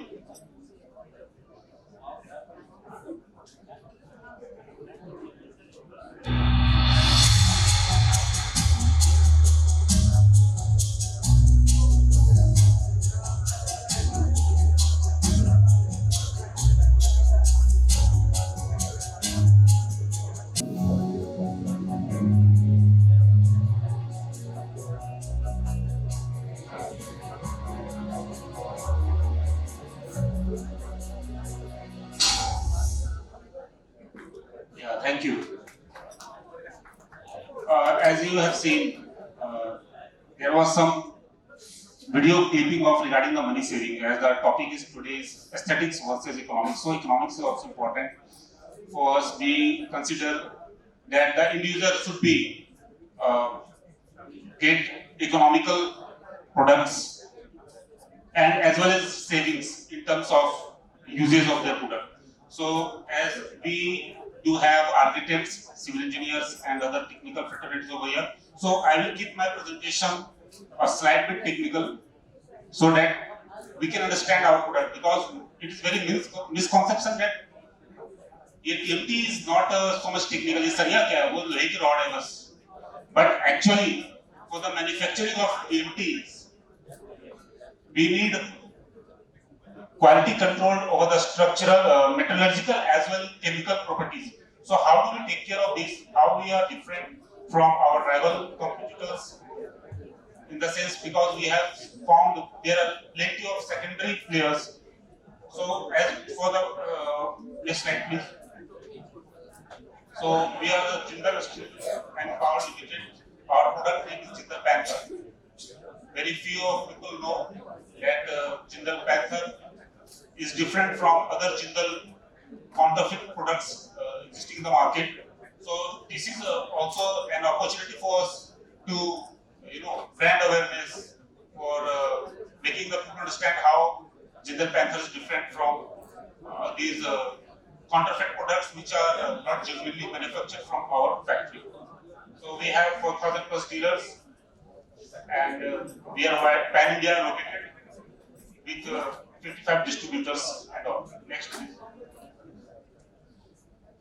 We are also catering the export market. We used to export our products to Hong Kong, UK, USA, Middle East, Canada. So we are located, not only this, our manufacturing plant also is located in Oman, and we do have our own mines in Australia and Mozambique. Yeah, next please. So these are very few prestigious iconic projects where we have contributed.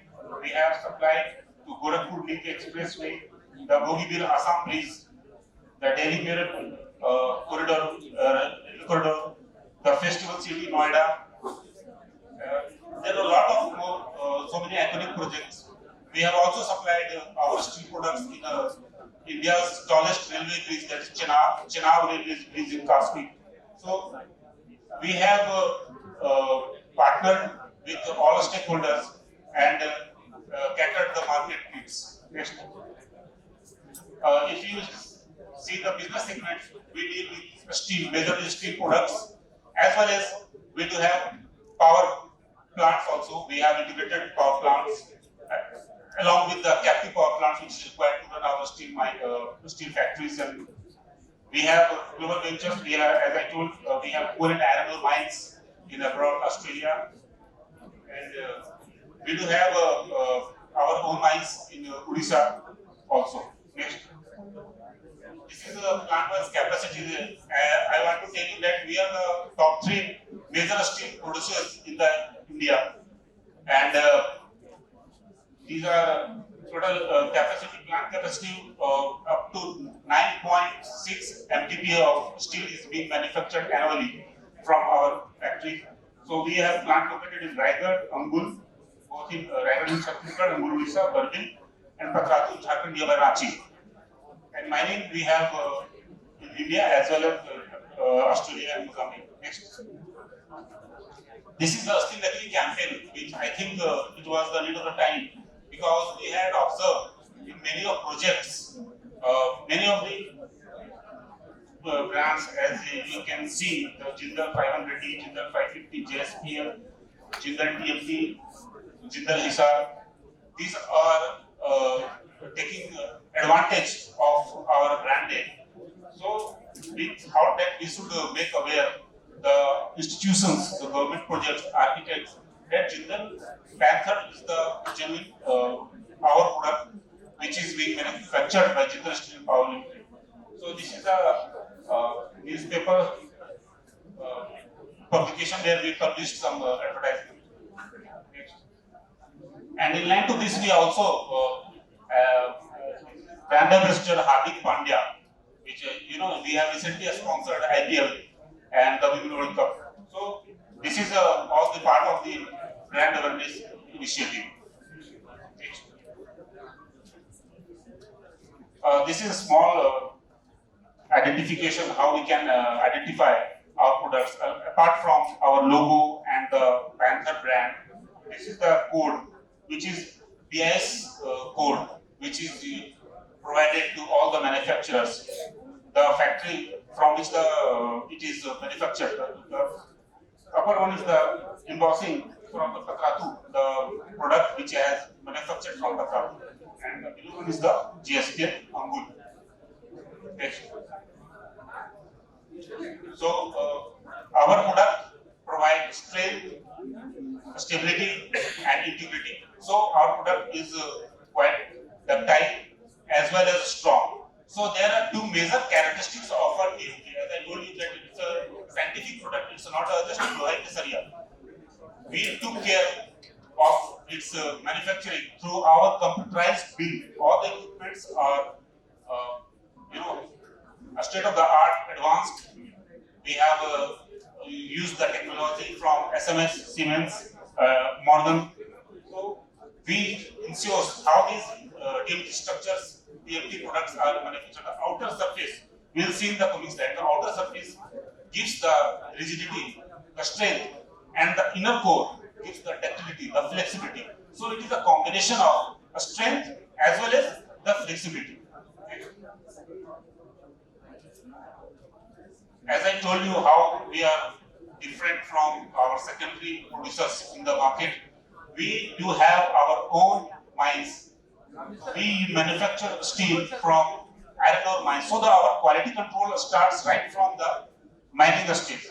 All the chemistry control, what are the chemical properties, desirable properties, so that there are no any gang materials, there are no any external unwanted materials. So the quality control starts from right from beginning. So we have clean and homogeneous steel properties throughout the TMT. These are some chemical properties, some important chemical composition, and what is the percentage. It has been defined by the Indian standard. So we have governed by IS 1786, which tells how much percentage is the carbon, what is the percentage of sulfur, what is the percentage of phosphorus. I give you example. You heard about the Titanic ship which sank. How it was sank? It was made up of a very strong steel, but despite of that, it accidentally sunk into the ocean. What was the reason? We know that it struck with the iceberg. Actually, on analysis, the scientists came to know the sulfur composition was very high on these steel. Earlier times, the steel manufacturing technology was not that much advanced. So the sulfur is very, very undesirable.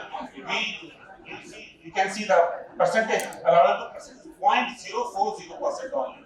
If higher than that, it will give the brittleness in the steel. So it was the problem with the tightening. So when it struck with the iceberg, due to its brittleness, high sulfur composition, it broke down and it sunk into the ocean. So all these chemical composition, we need to take care, and it is only possible when we do have advanced build, advanced equipments. Next. This is a slide process flow. How do we manufacture? We start with the mining. From mining, what we do? We have iron ore. These are the raw materials. From blast furnace, these are two routes: DRI and blast furnace. The bottom one is the blast furnace, the upper one is the DRI. From these two routes, we used to melt the iron ore, and then from steel refining facility. This is the very important facility which all the primary manufacturers ensure, but it is very difficult to find in the secondary producers of the steel because they use induction furnace where quality control is not possible. So for the sake of the people will see only the cost of the product, they can go with the secondary. They may go with the secondary, but this is not a choice because ultimately your building strength depends upon the TMT. So we have to take wise decision which product should we choose. Next one, please. After that, liquid steel is being received from that blast furnace at DRI, and after refining, it has to be casted, it passes through the rollers, and we get desired shapes of this product and this product. So next. Yeah, this is the point which I wanted to highlight. How the secondary every steel manufacturer use the methods to produce steel bars, GMT bars. Why they used to take use of scraps because they don't have the iron mines. As you understood, major government projects because recently Ministry of Roads, Transport and Highways have taken up the notification only prime minister producers are eligible to participate in the tenders.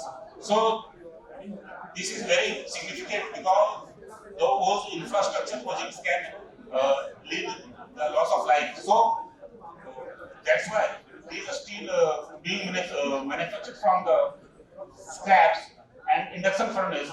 They don't have any quality control over there. Microscopic level पे भी अगर उसमें कुछ impurities रहती है, then it will cause a devastation. Okay. Yeah, this point sulfur and phosphorus. So this is our USP. We have a strict computerized control system where we take care of the percentage of sulfur and phosphorus. Next. Yeah, this is the structure of the TMT. If you see the cross section of the TMT, the outer ring gives the strength. It is a bit hard, a bit more strong than the inner part. That is the which gives the which is called the pear-like core. The outer core is the martensite. So these inner core gives the ductility, which is very important. There should be some ratio of what should be the strength and what should be the flexibility. I will explain what is the ratio. Okay. Yeah. This UTS by YS ratio. UTS means ultimate tensile strength and YS yield strength. There are two important parameters. What should be the balanced? YS defines UTS and YS ratio defines the ductility. So as per the standards, really sorry we are running out of time. So this UTS by YS ratio we used to maintain as per our standard. I think we can explain this part. Next. Yeah, I think this is a very important slide. How we ensure about the economics. How we view our product. If we move from different grades, because in the market there are 450 grades, 500 grades, 550 grades, what advantage? Which grade consumers should use? Consumers should use those grades. If you go higher and higher, the steel consumption will be lesser and lesser because it has got a more strength. So in monetary term, it will give saving to the consumer. Next. The same one. If you there is estimation, we have the internal pilot project. We have estimated that up to if you go from 415 to 550, up to 15 to 70% of steel saving is done. But we have recently hired a consultancy which we are doing the study for third party for the validation of our claim. How these 550D is more economic than 450. Because we have less bars will be needed and the space between the bars will be more. It will give cement better to bonding with the concrete. So it will not only give the better concrete strength as well as it will give the savings. This is a very unique slide. We are the only manufacturer of 50 mm TMT bar, which is highest, I think the most highest iron dia possible in the Indian market. Next, please. This is the corrosion resistant. We do have corrosion resistant as well as seismic zone specifically product which are specifically used for seismic zones, high earthquake zone which have higher ductility ratio and corrosion resistance also. Okay. There are the last two slides only. These are product range. Apart from our Jindal Panther EMP, we also manufacture structural steel which is being used in our infrastructure projects. And these are our major clients. We have supplied not only this, we have L&T, Adani and all. this is the major prestigious project where we have supplied. So it was all from my side. Thank you. Thanks for. Before we start, I'd like to thank Mr. Sarvesh Kumar. That was a really knowledgeable presentation by you. And now for the much awaited Doyle's panel discussion, one we all have been waiting for with bated breath. And spearheading it is a seasoned and experienced designer. She has 35 years of experience in designing and coordinating of construction buildings of Government of Bihar. She was also the architectural coordinator for Bihar Museum with Maki and Associates from Japan till taking retirement. At present, she is working on various residential, commercial and institutional projects. Everyone, please welcome with a huge round of applause our moderator for the session, Architect Madhu Smriti. She's an elector of Smriti Architects Private Limited. We have been invited here by the ITP Media India Private Limited, the publishers of about 100 magazines worldwide, in all the way subjects which you can think about, and having 82 websites altogether. They are also the publisher of our very own Architects and Interiors India magazine. Their goal for this event today is to provide us with a platform where our work can be showcased and our opinions can be heard. The subject for today's discussion is aesthetics versus economics. The discussion of our next gen panelists has been quite enlightening, and we will take it another step further by listening to the opinions of our doyens. For this session, I, Architect Madhu Smriti, has been appointed as the task of being the moderator. Okay, but before we call the doyens on stage, let us have an audience poll as to aesthetics versus economics in architecture. Those who say aesthetics, please raise your hands. Can we have the hands for those who believe more in aesthetics in architecture? Okay, that's quite a number. Now let us go for economics. Who always say economics is more important? Okay.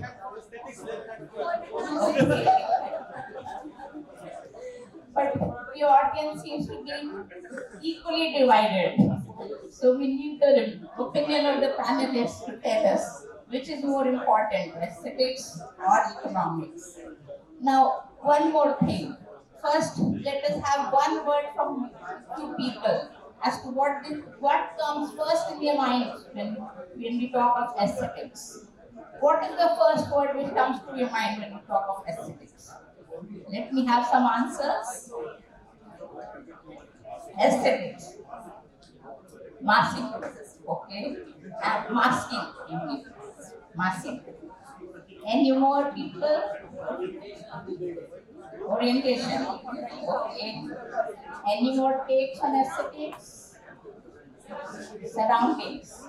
Okay. Then now let's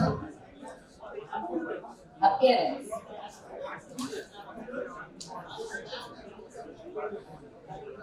Okay. Okay. One word. Appealing appearance. Now let us go to the second part. What comes to your mind first of all when we say economics and architecture? Let us have a few tips from the audience. Client. Okay. More people from the back, please. Tell us one word. Budget. Architecture fee. Budget. Budget. Architecture fee. Okay. Chalo. Now, according to the audience now, aesthetics would mean something which is appreciated by all, which is good, appealing to the eye, and at the same time, may I add a little of my own, giving a sense of comfort. When we move through the environment, we feel comfortable. The building becomes aesthetical. Then, whereas economics would mean something which is financially viable to the client, to the project. If the output surpasses the input, the project may be termed as economical. Now, let us have the drawings on the stage, please. First, we will have a presentation from architect Dhananjay Kumar. He has served in various departments of government of Bihar in various capacities for over 30 years, like the PRDA, Building Construction Department, Police Building Construction Corporation. He has also been given various appreciation certificates and awards for his notable contribution to the field. At present, he is the Chief Technical Advisor of RERA Bihar.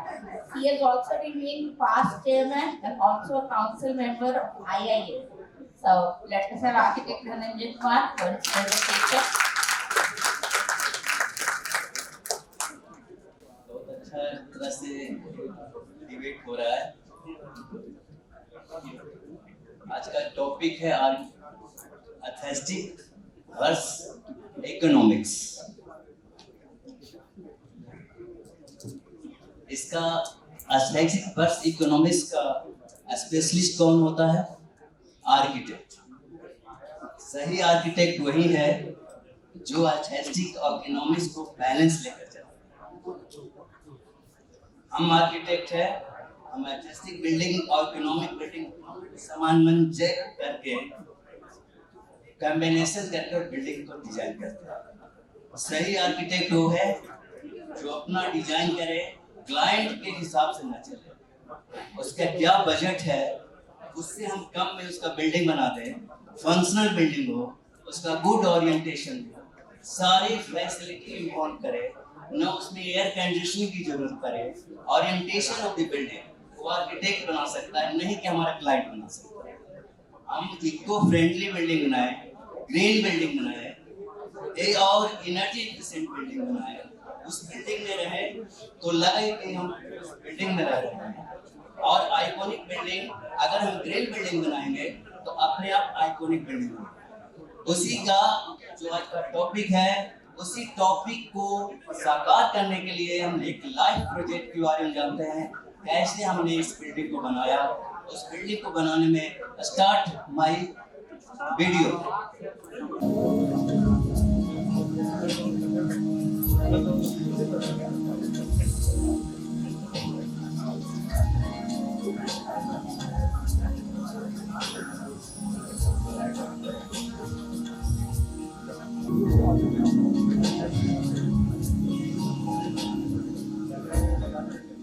साल 2000 बिहार के बंटवारे ने बिहार सरकार के लिए कई चुनौतियां खड़ी कर दी। इनमें से एक बड़ी चुनौती विभाजन के बाद हजारीबाग पुलिस ट्रेनिंग सेंटर का अकेडमी के बिल्डिंग्स के काम का निरीक्षण करने खुद माननीय मुख्यमंत्री भी पहुंचे थे। इसके अलावा समय समय पर निरीक्षण के लिए अन्य वरीय पदाधिकारी और उनकी टीम आते रहते हैं।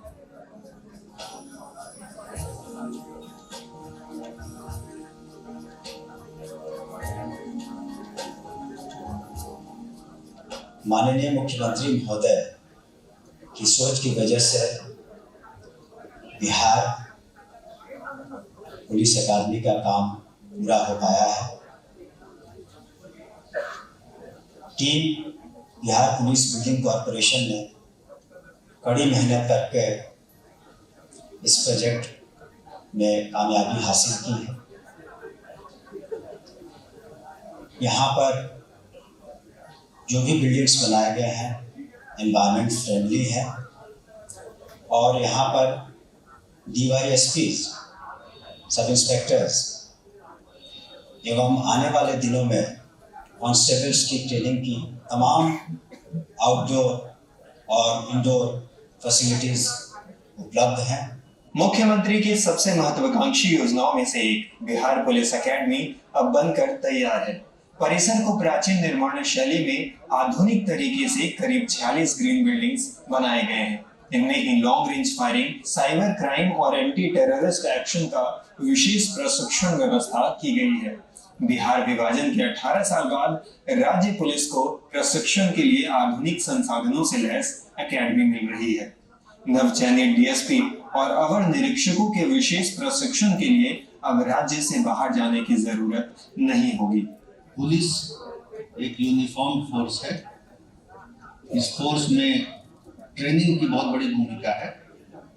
बिहार पुलिस एकेडमी जो एक आदर्श पुलिस प्रशिक्षण केंद्र के रूप में बनाई गई है, पुलिस की प्रशिक्षण की बहुत बड़ी जरूरत को पूरा करेगी और मैं इस एकेडमी के उज्जवल भविष्य की कामना करता हूं और उम्मीद करता हूं कि राज्य के पुलिस अधिकारी और पुलिसकर्मी यहाँ उत्तम प्रशिक्षण प्राप्त करके बहुत ही अच्छे ढंग से राज्य की सेवा कर सके। एकेडमी में 2000 पुलिस पदाधिकारियों को आवासीय प्रशिक्षण दिया जा सकेगा। पुलिस प्रशिक्षण के साथ कल्याण केंद्र, ऑडिटोरियम, पुस्तकालय, अभिलेखागार, पुलिस विज्ञान के विभिन्न विषयों के लिए प्रयोगशाला और महिला पुलिस पदाधिकारियों के लिए अलग आवश्यकता के अनुसार सारी सुविधाएं हैं। नवनिर्मित बिहार पुलिस एकेडमी का कुल निर्माण क्षेत्र करीब 81,000 वर्ग मीटर है। प्रशासनिक भवन सहित करीब 46 अलग अलग बिल्डिंग्स वाले इस परिसर की कई विशेषताएं हैं। एक कॉम्प्लेक्स में सिर्फ ट्रेनिंग के बेसिक क्लासरूम को बनाया गया है। घुड़सवारी स्कूल, डॉग स्कूल, मोटर गाड़ी ट्रेनिंग स्कूल, तैराकी, बाढ़ बचाव राहत प्रशिक्षण के लिए अलग अलग क्लासरूम्स बनाए गए हैं। इसी परिसर में स्पेशल कोर्स, लैब, इंडोर, शारीरिक प्रशिक्षण और काउंसलिंग रूम भी है। अवर निरीक्षकों के रहने के लिए 200 बेड का बैरक, मेस और अन्य सेवाएं उपलब्ध हैं। परिसर में सोलर सिस्टम से भी ऊर्जा प्राप्त की जा रही है। एकेडमी में एक निदेशक बंगला, 6 उपनिदेशक बंगला, 18 सहायक निदेशक स्तर के बंगले हैं। सीनियर पुलिस ऑफिसर मेस के अतिरिक्त जूनियर महिला ऑफिसरों के लिए एक अलग मेस और डाइनिंग हॉल बनाया गया है। महिला अफसरों के लिए मेस में 144 बेड लगाया गया है। अन्य जूनियर ऑफिसर के लिए 3 मेस में करीब 1300 से अधिक बेड लगाया गया है। परिसर में रहने वाले इंस्पेक्टर, अवर निरीक्षक और अन्य कर्मियों के लिए आवासीय सुविधा, बच्चों के लिए स्कूल, अस्पताल, अतिथिशाला, थाना, गैस गोदाम, लॉन्ड्री, वॉच टावर बनाया गया है। इसके अलावा परेड ग्राउंड, घुड़सवारी और स्वान दस्ता के प्रशिक्षण की व्यवस्था भी की गई है। यहाँ फुटबॉल, वॉलीबॉल, हॉकी, कबड्डी और एथलेटिक्स ट्रैक्स भी हैं। पुलिस एकेडमी के सभी भवन भूकंप रोधी हैं। इस परिसर को इको फ्रेंडली और जीरो वाटर डिस्चार्ज के तर्ज पर निर्माण कराया गया है। राज्य स्तर पर ये सबसे बड़ा पहला ग्रीन बिल्डिंग का प्रांगण है।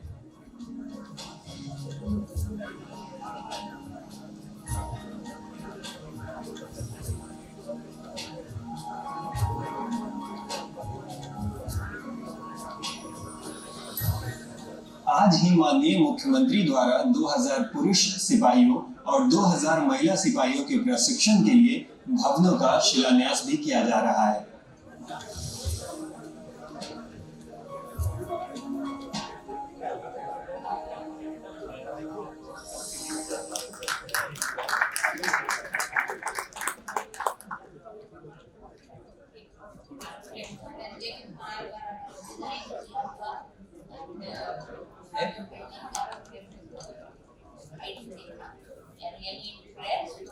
Now, shall we have the next panelist, Architect Neeraj Sonic on stage, well-known practicing architect of Patna, partner and director Sen and Lal Consultants.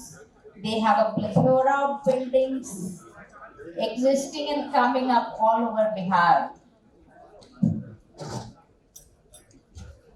He is also an active member of IIA Bihar chapter, whose endeavors in holding and various architectural seminars and festivals successfully in Patna.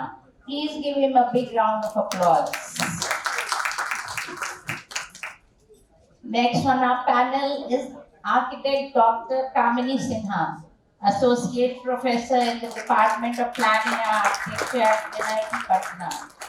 Having a teaching experience of more than 17 years, specializing in the field of heritage conservation, she has been researching, writing in journals, and presenting papers at various national and international conferences.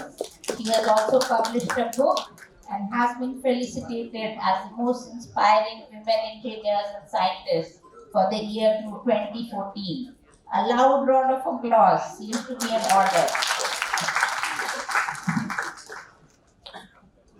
Now, shall we start with the questions, please? For the debate. Our first question goes to Architect Neeraj Sonic.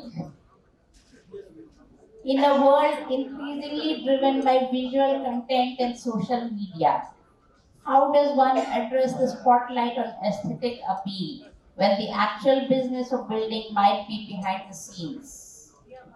Very simple. Be honest to your design with the Yeah. aesthetics and the paraphernalia of all the design. You can achieve both things. A lot of people talk about functioning form. If you design your building properly, aesthetic will naturally economics part. When you start decorating your building, which you haven't done in your basic design, then the economics overrules. It will become very costly. You must have seen one of building which is being done extra work to make it look better. The reason is that in the beginning we don't give so much of time on the design part. So when you actually be honest with your design and the requirements, the form will be such that aesthetics will come. If you are honest with your design and the areas, the economic will also be under control. Because always when you don't give the proper time to your design, then you'll have to compromise later. This is my point of view.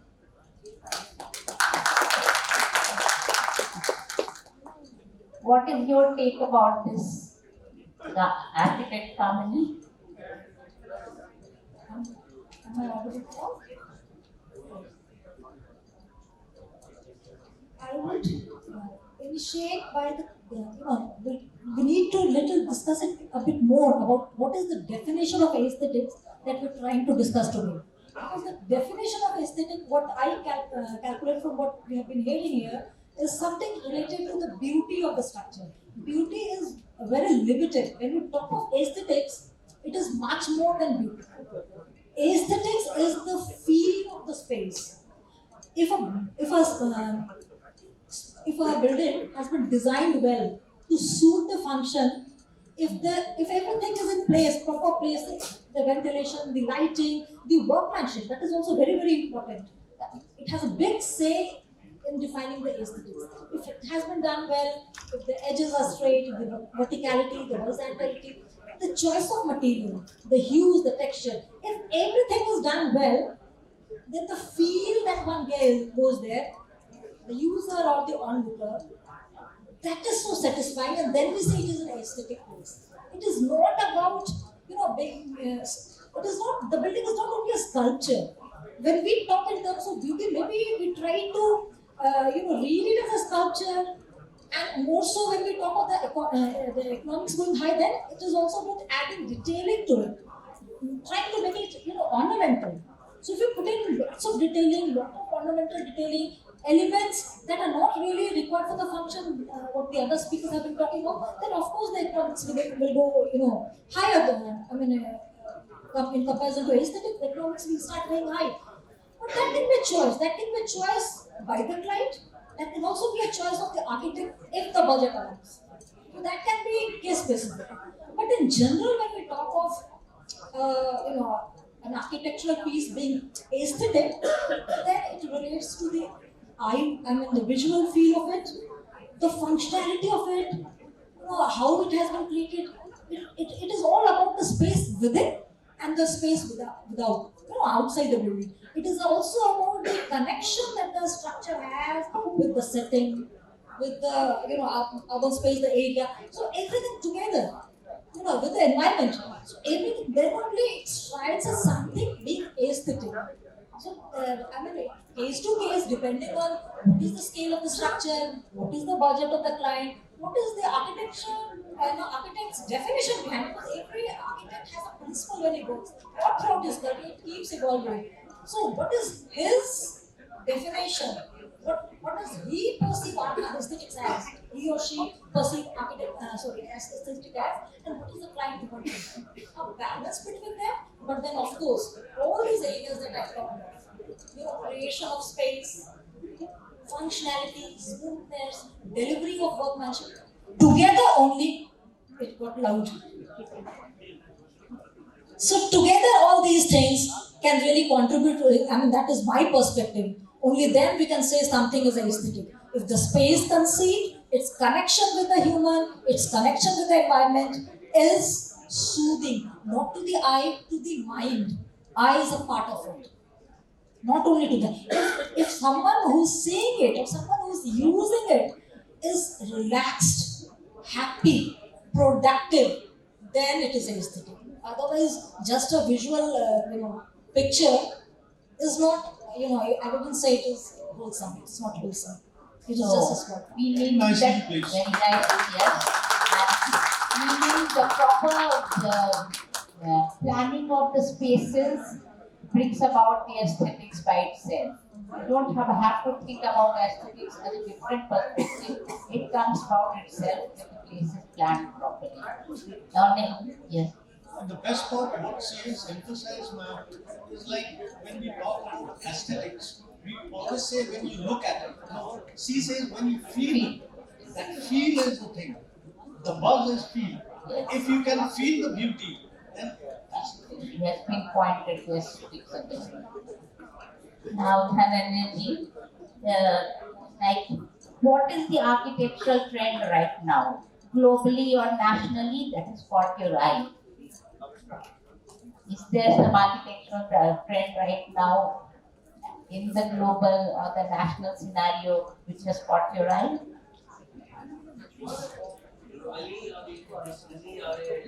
Nationally, yes.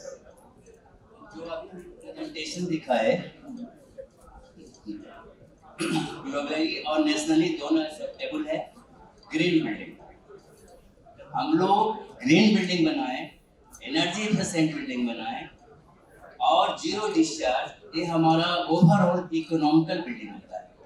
इसमें green building में ST orientation, good landscaping, facade lighting और day lights, ये सारे समन्वय होते हैं। Energy efficient जो आज का नीड्स है इंटरनेशनली और nationally should be go green building. चाहिए तो इसमें आप कुछ एग्जाम्पल दे सकते हैं कि व्हाट हैज कॉट योर आई, कि नेशनली तो हमने आपका एक बिल्डिंग देखा, उसमें कैसे चीजों को एड्रेस किया गया है। Now give us some example on the global scenario, international scenario, whether something has caught your eye which has maybe called environmentally very apt for the trend right now. What is the actual trend going on? One thing you said was the green building. Yes, the trend is there now. Do we have any other point? Would you like to elaborate, Neeraj ji? I can explain this question for him. Sir, आप कोई ऐसी building या ऐसा complex Hindustan में बनता हुआ देख रहे हैं जो ग्लोबली एप्पार है और आपको लगता है कि उसकी चीजें हम लोग अडॉप्ट करना चाहिए। जैसे अभी आपने बताया कि green building concept, zero discharge, ठीक है, तो ये सब चीज कोई नया नहीं है, आप इस पे जोड़ दीजिएगा because that is basically we are going back to our roots. पहले भी देखिएगा तो सस्टेनेबल बिल्डिंग बनता था, तो हम लोग के गांव में भी जो बनता था लोकल मटेरियल यूज होता था, ओरिएंटेशन रूम का ऐसा रखा जाता था कि बिना लाइट के भी लोग रहते थे घर में, तो वैसा कोई चीज आप हम लोग को लाना पड़ता। Police academy Rajgir, Bihar institute of correctional administration, ये सारे जो बिल्डिंग है क्रिया का रेटिंग से हम लोग सारे डॉक्यूमेंटेशन किए हैं। हम जो अभी दिखाए बिहार पुलिस एकेडमी, ये MNR है, हमारे सर्विस आनंद जी बैठे हुए हैं हमारे साथ थे पुलिस निगम में। इस सारे जो बिल्डिंग्स हमने जो बनाया MNR, आज से पहला जो 50वां बिल्डिंग है पुलिस एकेडमी राजगीर, जो गृह से रेटिंग से हम लोगों ने इसका शुरू से लेकर कंस्ट्रक्शन से लेकर लास्ट तक डॉक्यूमेंटेशन करके गृह के रेटिंग से और सारे जो बिल्डिंग बनी है जैसे बिहार म्यूजियम, कन्वेंशन सेंटर और सारे बिल्डिंग बनी है जो कि जो ग्रीन टच पर बनी है। तो धीरे धीरे हम लोग अप्रिशिएट कर रहे हैं ग्रीन बिल्डिंग की ओर, और हम लोग और आगे की ओर बढ़े। जितने भी रियल एस्टेट है जो इम्पोर्टेंस बढ़ रहे हैं, हम लोग ग्रीन थ्योरी पर बनाए, ग्रीन बिल्डिंग की तरह बनाए। इससे क्या होगा कि हमारा इन्वायरमेंट सुधार होगा, क्लाइमेट जो चेंज हो रहा है ये सुधार होगा। तो हमारा आर्किटेक्ट का यही रोल है कि इन्वायरमेंट के साथ साथ sustainable building, green building, zero discharge building पर ज़्यादा फोकस करें।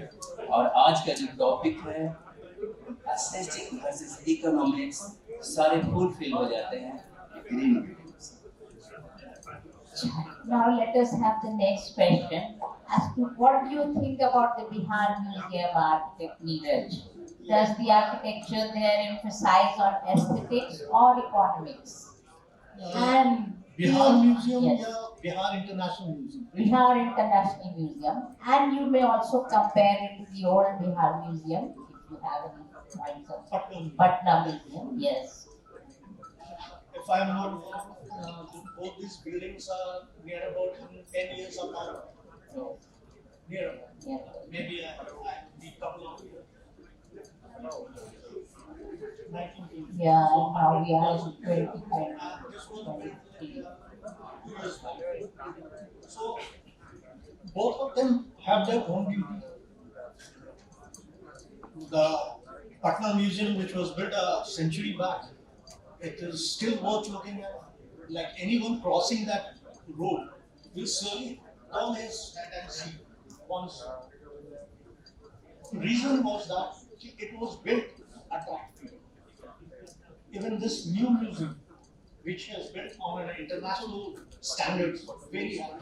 The only thing is the placing of that building is on such a road that you hardly get time to look at and the foreground. But the interior of this new museum is something worth learning. Like all of us must have seen, बाहर से कुछ नहीं दिखता है, लगता है कि क्या है, but अंदर जाके you say, wow, man, Patna में भी है ऐसा. It's beautiful. But detailings. Yes. Sorry for interrupting, but don't you think that is the beauty of the concept? The thing merges with the environment. It does not stand out in the middle of the city. I am coming to that also. Yes. Like on a general, being an architect, I can praise it in a good zeal. But a common person, if he crosses the old museum, he will say this is beautiful. He will say, "Ye kya hai?" That's different. But yes, you're right. कि ये इतने speed वाला ये road है, daily road, इसमें अगर लोग अपनी गाड़ी धीरे कर देते हैं उस म्यूजियम को देखने के लिए, तो बहुत कुछ हो सकता है. And this Patna museum is replica of, इसके बाद बना है कैंपो. The architect is the same design. Like Giza pyramid से पहले, if you are driving down the pyramid, you will see this museum. वो 1 किलोमीटर दूर से, ये तो आपको सामने से. Actually, we don't have the vista for the views. We don't have the viewing angle. सामने में कोई जगह ही नहीं, तो लोग एप्रिशिएट नहीं कर पाते. जितना एप्रिसिएशन मिलना चाहिए था वो नहीं मिला. Now, from the audience, would you like to comment anything on the Bihar International Museum or ask the clients some questions, please? Let us have an okay. Sandal, I see you. You can stand and say, आपकी आवाज बुलंद है, आप बोलिए, आप हाथ उठा रहे हैं. Good evening all. Sir, I was part of the whole journey when the new Bihar International Museum was being constructed. The beauty, I mean, सबको पता भी होगा, it surfaced the news that Prime Minister Narendra Modi stopped to just look into that building, accompanied by the Honorable Chief Minister then Nitish Kumar. So, उस building में कुछ तो दिखा होगा उनको. See, सर आप जो कह रहे हैं, we agree, I agree कि पटना म्यूजियम जो पुराना बना हुआ है, अभी उसके पीछे भी एक इंटरेस्टिंग फैक्ट है. Bihar museum it's a 120 years apart building, but it is designed very modestly. Mr. Fumiko Maki Pritzker Prize winner, Japanese architect, when he started the design, he didn't want the building to stand out. There were 5 proposals in BCD that time, and all other proposals had something very appealing. But unfortunately, all those buildings was appalling rather than being appealing. But this design, if you go through the circumference, if you walk past it, you see the building hugging the nature, hugging the ground, rather than standing out and standing loud. Agreed. So I think for a common man perspective, yes, he has a different outlook. He wanted that space, that place to be designed with something else, some other infrastructure. That's a different thing. But when we talk about the aesthetics part of the, we are in a very modernistic era these days. If we were 120 years old, probably that building would have had the same sort of elevation that the old Patna is. Aapka point of view is a very high speed movement, right? It definitely requires a vista for it to be appreciated. That's the point, sir. It's not about aesthetics of the old architecture versus the new architecture, from what I understand, right? The scale of movement affects the appreciation for the piece of architecture. Okay, so that's what I wanted to do. Thank you. Yes, let us have you take on this. Yes. So, even in my previous answer, I talked of that wherever his work would be seen, there would be something that will be, speaking of that, this is that person's work. Any architect, whomever you talk of. But Maki has this special trait. He would not make a loud statement which defines Maki's architecture. Rather, wherever he put up his architecture gelled with the image of the city. So if we try to understand the area, the scale of the area where he put up this Bihar museum, and if we look around the scale, the grain, the urban structure, the texture, the hues around, his structure gels. And that is what he emphasizes on. And that is what sustainable architecture is all about. So it was a very informed, thought of decision of Maki to make his building the way it has been built. And architects only can appreciate it. So if we talk in terms of laymen, of course, they don't understand these things and they're not expected to understand. So we cannot, for any, debate, we'll always have a divided forum. Someone will be supporting it, someone will be against it. But when it comes to the architectural fraternity, architects would understand it because they know what it is when an architect intervenes into an already existing settlement. It was not a great land. It was an existing settlement where not many structures had to be pulled down to build a new structure. It was a function which was of a very specific nature. Its requirements, what has to be, encompassed. It was all very, it wasn't like simple. Yeah, it was a very a structure of a function of a scale, which needed lots of thinking. But then the form that he derived, he respected the urban grain, and that should be appreciated. Appreciated, even if the layman doesn't understand.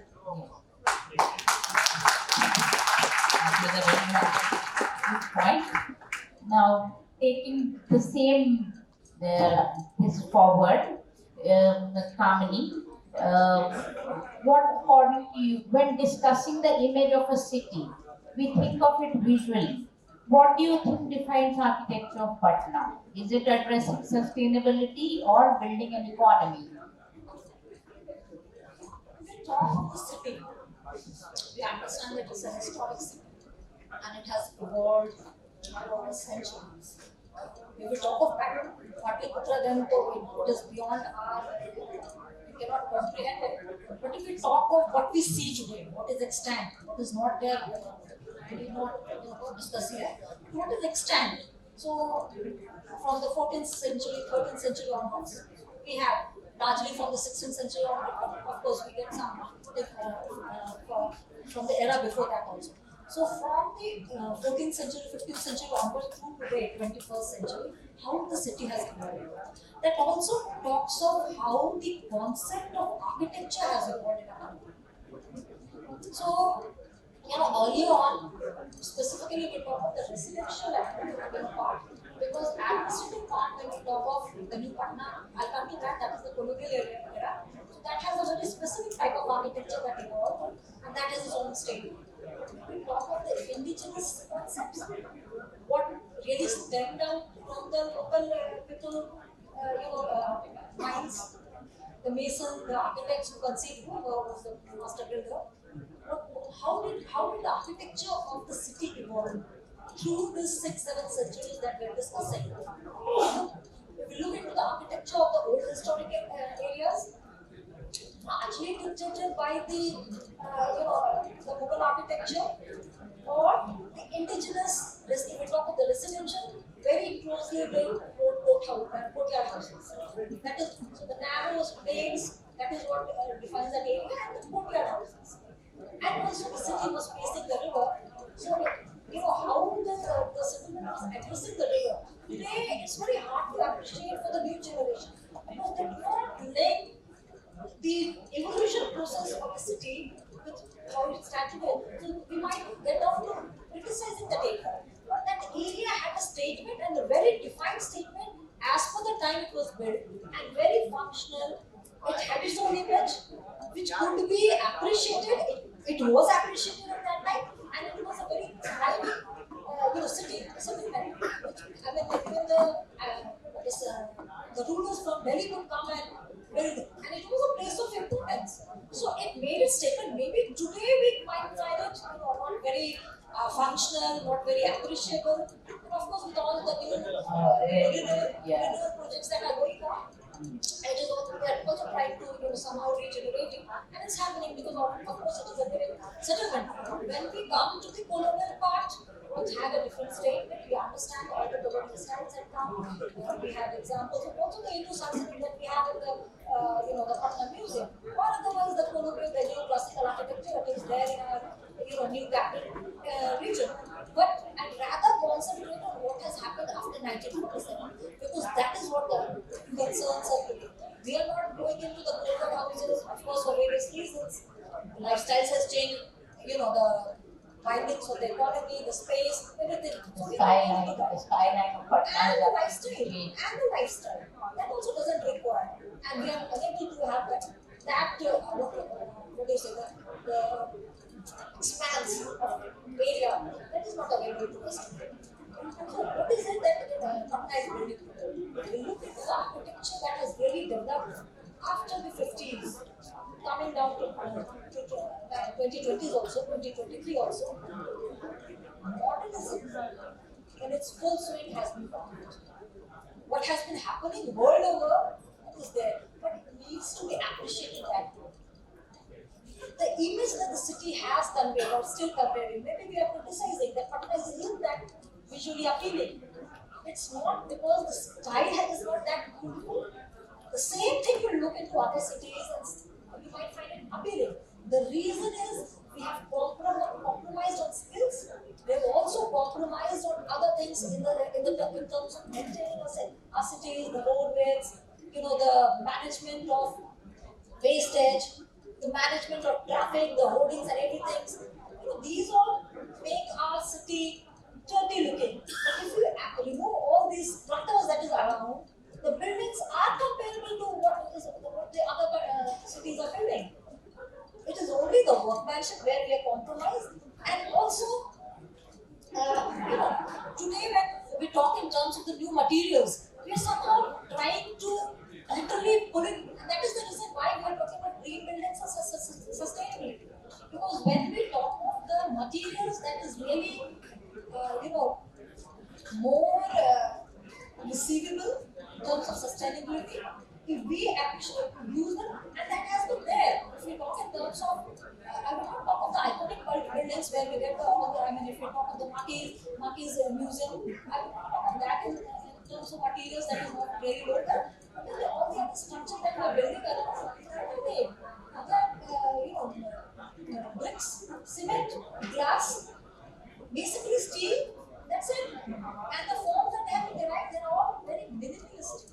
Because the pressure on space, the pressure on cost, they have been binding all the builders, the designers, The present scenario is changing. Yes. that can be well received. There's nothing wrong in it. With the binding of material, with the binding of budget, you can easily come up with a very minimalistic design which is appealing and aesthetic. That's So what happening in our let city. us now come down to what directly leads to this for architects needed. Yeah. Your question was, how do we look into the Patna city's growth as an architect? Is it addressing Is it the sustainability or the economy? Yes. In my point of view, there is nothing sustainability here. It is only the economics is ruling the architectural profession and the real estate business. Okay. Now let us go to what leads to this. If we talk of owning and growing an architectural practice in Patna, what are the strategies? Yes, sure. Question. This is a forum that we have received. This is a kind of a occasion where we, all of us, and the leaders, should make the best of this time because we have new budding architects over here. And with the expanse of experience that the two drawings earlier have, I think look at this but they have been building. I'm sure you can share a little about the outbreak center which is not sustainable. What should the What is happening at Telly example? The land cost in Patna, you compare it with any other city, metropolitan land, it is sky high. Patna land costs are sky high. So everything is ruled by the economy. Economic land का जो prices ज़्यादा है, तो the real estate they want to squeeze the most out of it. They say help with the rule like my laws and sustainability. I want to just make and sell it and get my money back. So ultimately, end of the day, what happens? It is only the government buildings which Mr. Bharatiya has shown you. They can think of sustainable and green and buildings like that. You talk to any developer, he'll say, okay. I just want to make 2.5 FAR is my mother right, and after that he will say 0.5 will also be there. So what he is interested, yes, we should insist, but no, when the economics, very simple thing, most of you आपको सब कोई करते होंगे building का काम, यहाँ पर 50% conversion rate, her plot minimum, they may ask 55% off. ठीक है, कॉस्ट ऑफ कंस्ट्रक्शन कितना होगा? अगर खूब अच्छा भी फिनिश करता है 2,500, 55% उस पर और आप जो दीजिए, कॉस्ट ऑफ कंस्ट्रक्शन कहाँ गया? उसके बाद उसको प्रॉफिट चाहिए. हाँ, जो प्रॉफिट लालच बढ़ गया है, because your lifestyle has changed. I remember when we started practicing here, the builders were very happy with 200 rupees profit per square. Today they are happy with the 9 per square. So leading to all this, what advice or tips would you give to the young architects starting out? I would add to what he said. That is only one sector that we have talked about. There's more to it. When we talk of sustainability, we find elements. In terms of life, in terms of beauty, in terms of types of energy. Everything really requires that amount of money. Doesn't boil down to money all the time. It also boils down to how much is the intent of the designer. How much time. So that in the other panels, there was one of the speaker who said, जितना time पैसा देगा उतना ही But you should think of it. Finish it. But when an architect establishes his profession, his work will speak to give a push to his profession. From the very beginning, we started constraining our work just because the client has afraid. Finally, it will be constraining your practice. Either you do the work or you don't do the work. The client wants to do it. Or you negotiate. It is the duty of the architects to approach the client. This make him understand. I have already said in your first question, do justice to your design honesty. Everything will fall in place. All the sustainability, all the green building things will fall in place. You don't have to do anything extra. You just do justice to your More conscious thinking on these aspects of sustainability. It's not that we are not aware. We, it's there in our curriculum, all of us have studied, we know. But a little more consciousness is required so that this edge where we are lacking can be made over and our examples are sustainable, so to say. Now we come to the last question of our session. Unless the audience also wants to ask something. Like we have always talked of form follows function. Now let us add another thing, another third dimension to it, which would be feeling. So what would you talk? We would say form follows function follows feeling. Now which among aesthetics or practical constraints better addresses feelings in architecture? Yes. Okay, Dhananjay, let us have your answer. We can have all three of you bring a quick take on this topic.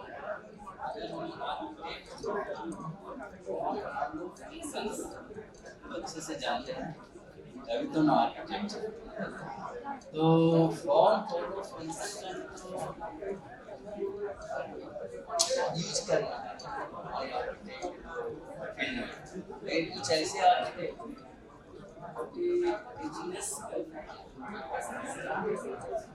Business कर रहा है लेकिन architect business करने का चीज नहीं है creative कुछ कीजिए ऐसा कीजिए हमारी आने वाली जो जनरेशन है उसको बचा के एनवायरनमेंट को बचा के इसीलिए ऐसे आर्किटेक्ट कभी भी अपने प्रोफेशन के साथ बिजनेस से सेपरेट नहीं कीजिए उनको इतने में पैसा आर्किटेक्ट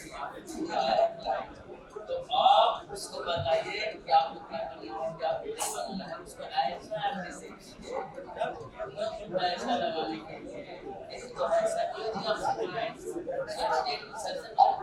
साइकोलॉजी क्लाइंट को ऐसा नेचर कर दीजिए ऐसा उसको क्रॉस कर दीजिए जो आपके इकोनॉमिक से एस्थिक से सारे से कंप्रोमाइज कर ले और न्यू जनरेशन वो building go with green energy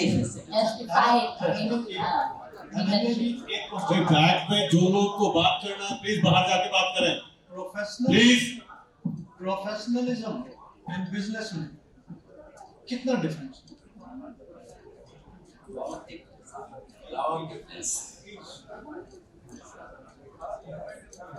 कोई भी अभी हम चार्ल्स कोरिया को याद करते हैं कोई बिल्डिंग है जो कि क्यों याद करते हैं कभी भी बिजनेस की आर्किटेक्ट जैसा अपने को ट्रीट नहीं किया इसीलिए हम उसको याद करते हैं हम लोग क्या है हम लोग बिजनेस कर रहे हैं फॉर्म खोल लिए बिजनेस कर रहे हैं आप इंडिविजुअल की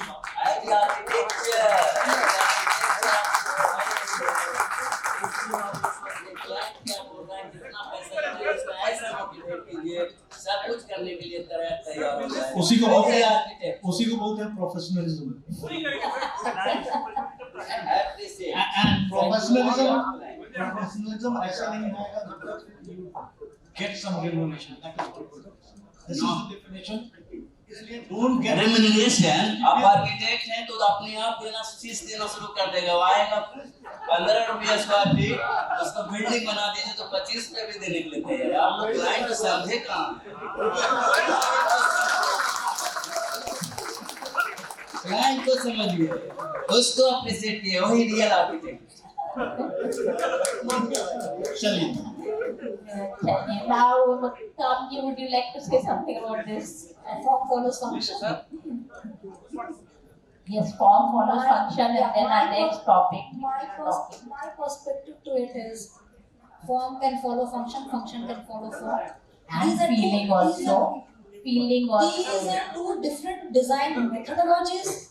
The architect can choose. The point is the end product should be functional, should be aesthetic, should be within the budget of the client. should give happiness to the architect's pocket, should also give happiness to the user. Lastly, in 30 seconds each, what would you like the audience to take back from here? What advice would you want to offer? 30 seconds, not minutes, 30 seconds. All things, economic and architecture, all things in the same. Okay, Neeraj ji, आपका advice, suggestion. Younger generation. Yes. Technology जितना जल्दी आप पकड़ सकिए, because in today's scenario, every 6 months there will be some changes in your profession, in your technology, in your software, wares and things like that. Be updated. That will leave you very Calmly. My advice to the new budding architects would be, ये सारा कुछ ठीक है, of course, seniors लोग बोल रहे हैं, सही बोल रहे हैं, पर एक छोटा चीज मैं ऐड करना चाहूँगी, be very sensitive to the environment, and you already know it, है ना, एक checklist जरूर रखना है, उसमें ज़्यादा budget भी नहीं लगता है, time भी नहीं लगता है, it is just being very alert to it, being sensitive to the environment, you know, all the 5 elements. How are you dealing water? How are you dealing with earth? How are you dealing? बस एक checklist कर लेने से, अगर वो 10% improvement भी कर देता है तो checklist, you have achieved something, and a cumulative achievement of each of us will go a long way towards contributing to the conservation of our environment, and it is our responsibility. It is our responsibility. We should be alert to it, conscious to it, sensitive. Now the audience, would you like to say something? Yes, I see one hand there. Can we please give him the mic? Well, namaskar ma'am. This is architect Mohin Sinha. युवा architect हैं पटना से ना, और आज hair ma'am, और मुझे बहुत अच्छा लगा, आज बहुत कुछ सीखने का हम लोग को मौका मिला है। लेकिन यंग जनरेशन के लिए, यंग जनरेशन की तरफ से फिलहाल इतने ही बोलेंगे मैम, 4 लाइन, क्योंकि हम लिखते भी हैं आर्किटेक्ट के अलावा, कि लम्हे लम्हे की सियासत पर नजर रखते हैं, हमसे दीवाने भी दुनिया की खबर रखते हैं, इतने नादा भी नहीं हम कि भटक कर रह जाएं, कोई मंजिल ना सही लेकिन राह गुजर रखते हैं, मार ही डाले जो बेमौत, ये दुनिया वो है, हम जो जिंदा हैं तो जीने का हुनर रखते हैं, और इस कदर हमसे तगाफुल भी ना बरतो साहब, don't push us against the wall, इस कदर हमसे तगाफुल भी ना बरतो साहब, हम भी कुछ अपनी दुआओं में सर रखते हैं। तो यंगर जनरेशन की जो समस्या है उसको भी हम लोग डिजाइन डिबेट की टीम से मैं रिक्वेस्ट करूंगा कि काइंडली उसको एड्रेस करने के लिए एक फोरम जरूर रखिएगा नियर फ्यूचर में। बहुत बहुत धन्यवाद। जय बिहार, जय हिंद। चलिए एक और वहां बोलना चाहूंगा। Has any effect on the aesthetics of the city as well as in terms of economics and sustainability and on the environment? What's your take on that? Functional with good चाहिए, good. Historical building हो जो कि good functional. Historical building में जैसे हम high court तोड़ देते हैं, हम वहाँ सेक्रेटेरिएट तोड़ देते हैं, तब ना वो ऐसा बिल्डिंग था, अगली बिल्डिंग था हमारे सीनियरियों में, इसीलिए उसको तोड़ करके ग्रीन बिल्डिंग बनाया है। आप जान लीजिए वो ग्रीन कॉन्सेप्ट पर हो रहा है, और देखिएगा वो जो हमारा जो ड्राइववे है उससे बैलेंस करेगा, हमारा स्काई लाइन को चेंज करेगा। हम ऐसा काम नहीं कर रहे हैं कि ग्रीन अति पुराने बिल्डिंग, हेरिटेज बिल्डिंग को तोड़ रहे हैं, never. And moreover, the function of the building was also changing now. There were more new requirements to be added. हमारा है, और just because वो किसी पेपर में नहीं लिखा हुआ है, हम अपने तो ये तो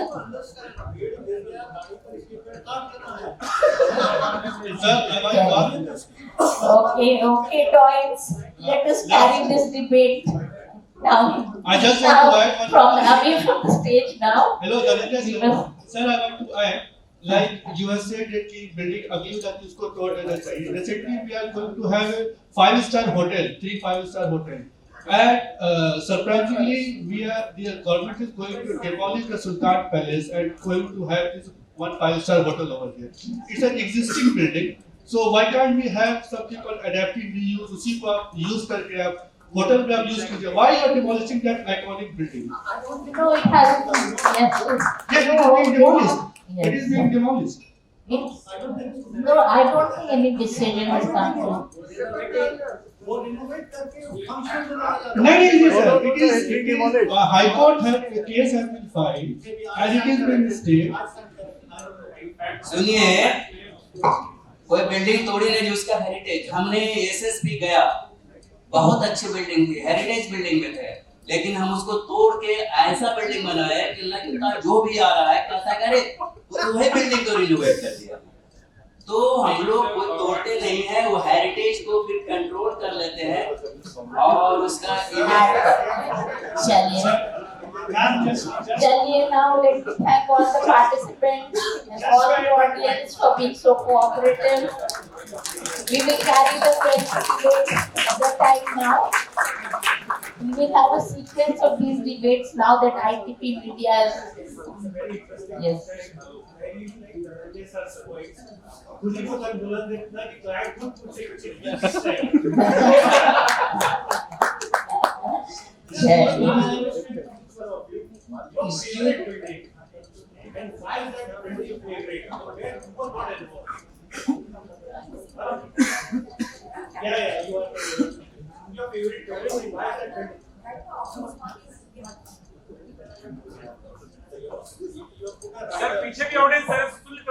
Excuse me, ma'am, I just want to learn. हमने एक राइडर लगा दिया है कि वैसा बिल्डिंग का नाम बोलिए जिसमें आप नहीं इन्वॉल्व हैं. हम तो बोलेंगे जितना बिल्डिंग हम बनाए सबसे अच्छा वही.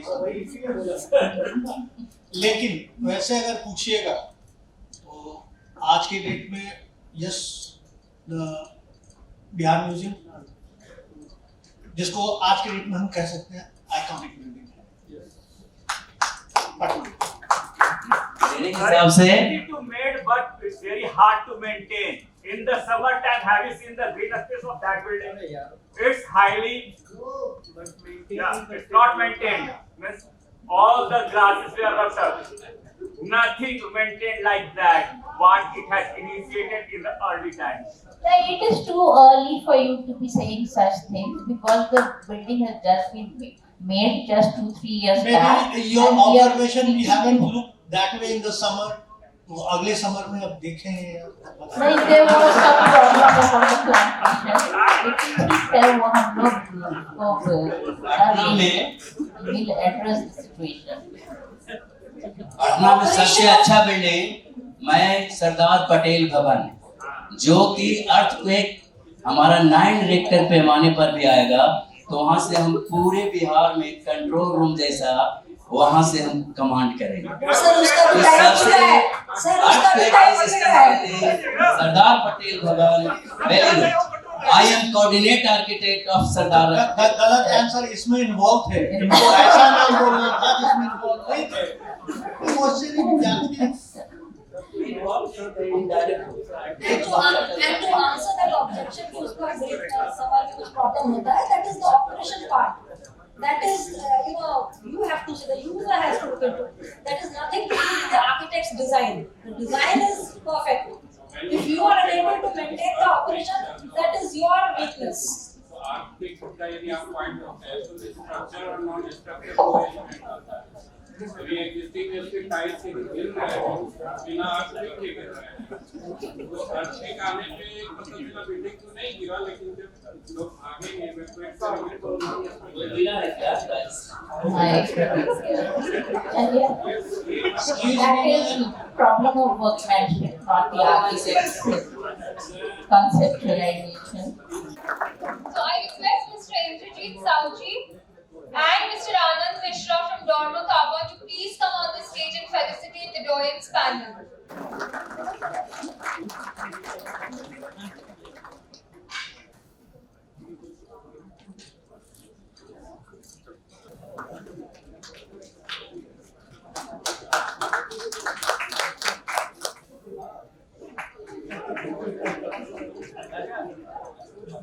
I thank you for your patience and time. From me and the entire team of ITP, I'd like to thank our sponsors, Associate Partner Jindal Patna, Category Partner Dot Wakaba, UPVC Profile Partner Deconin, Exhibit Partner Duroclide. Thank you all.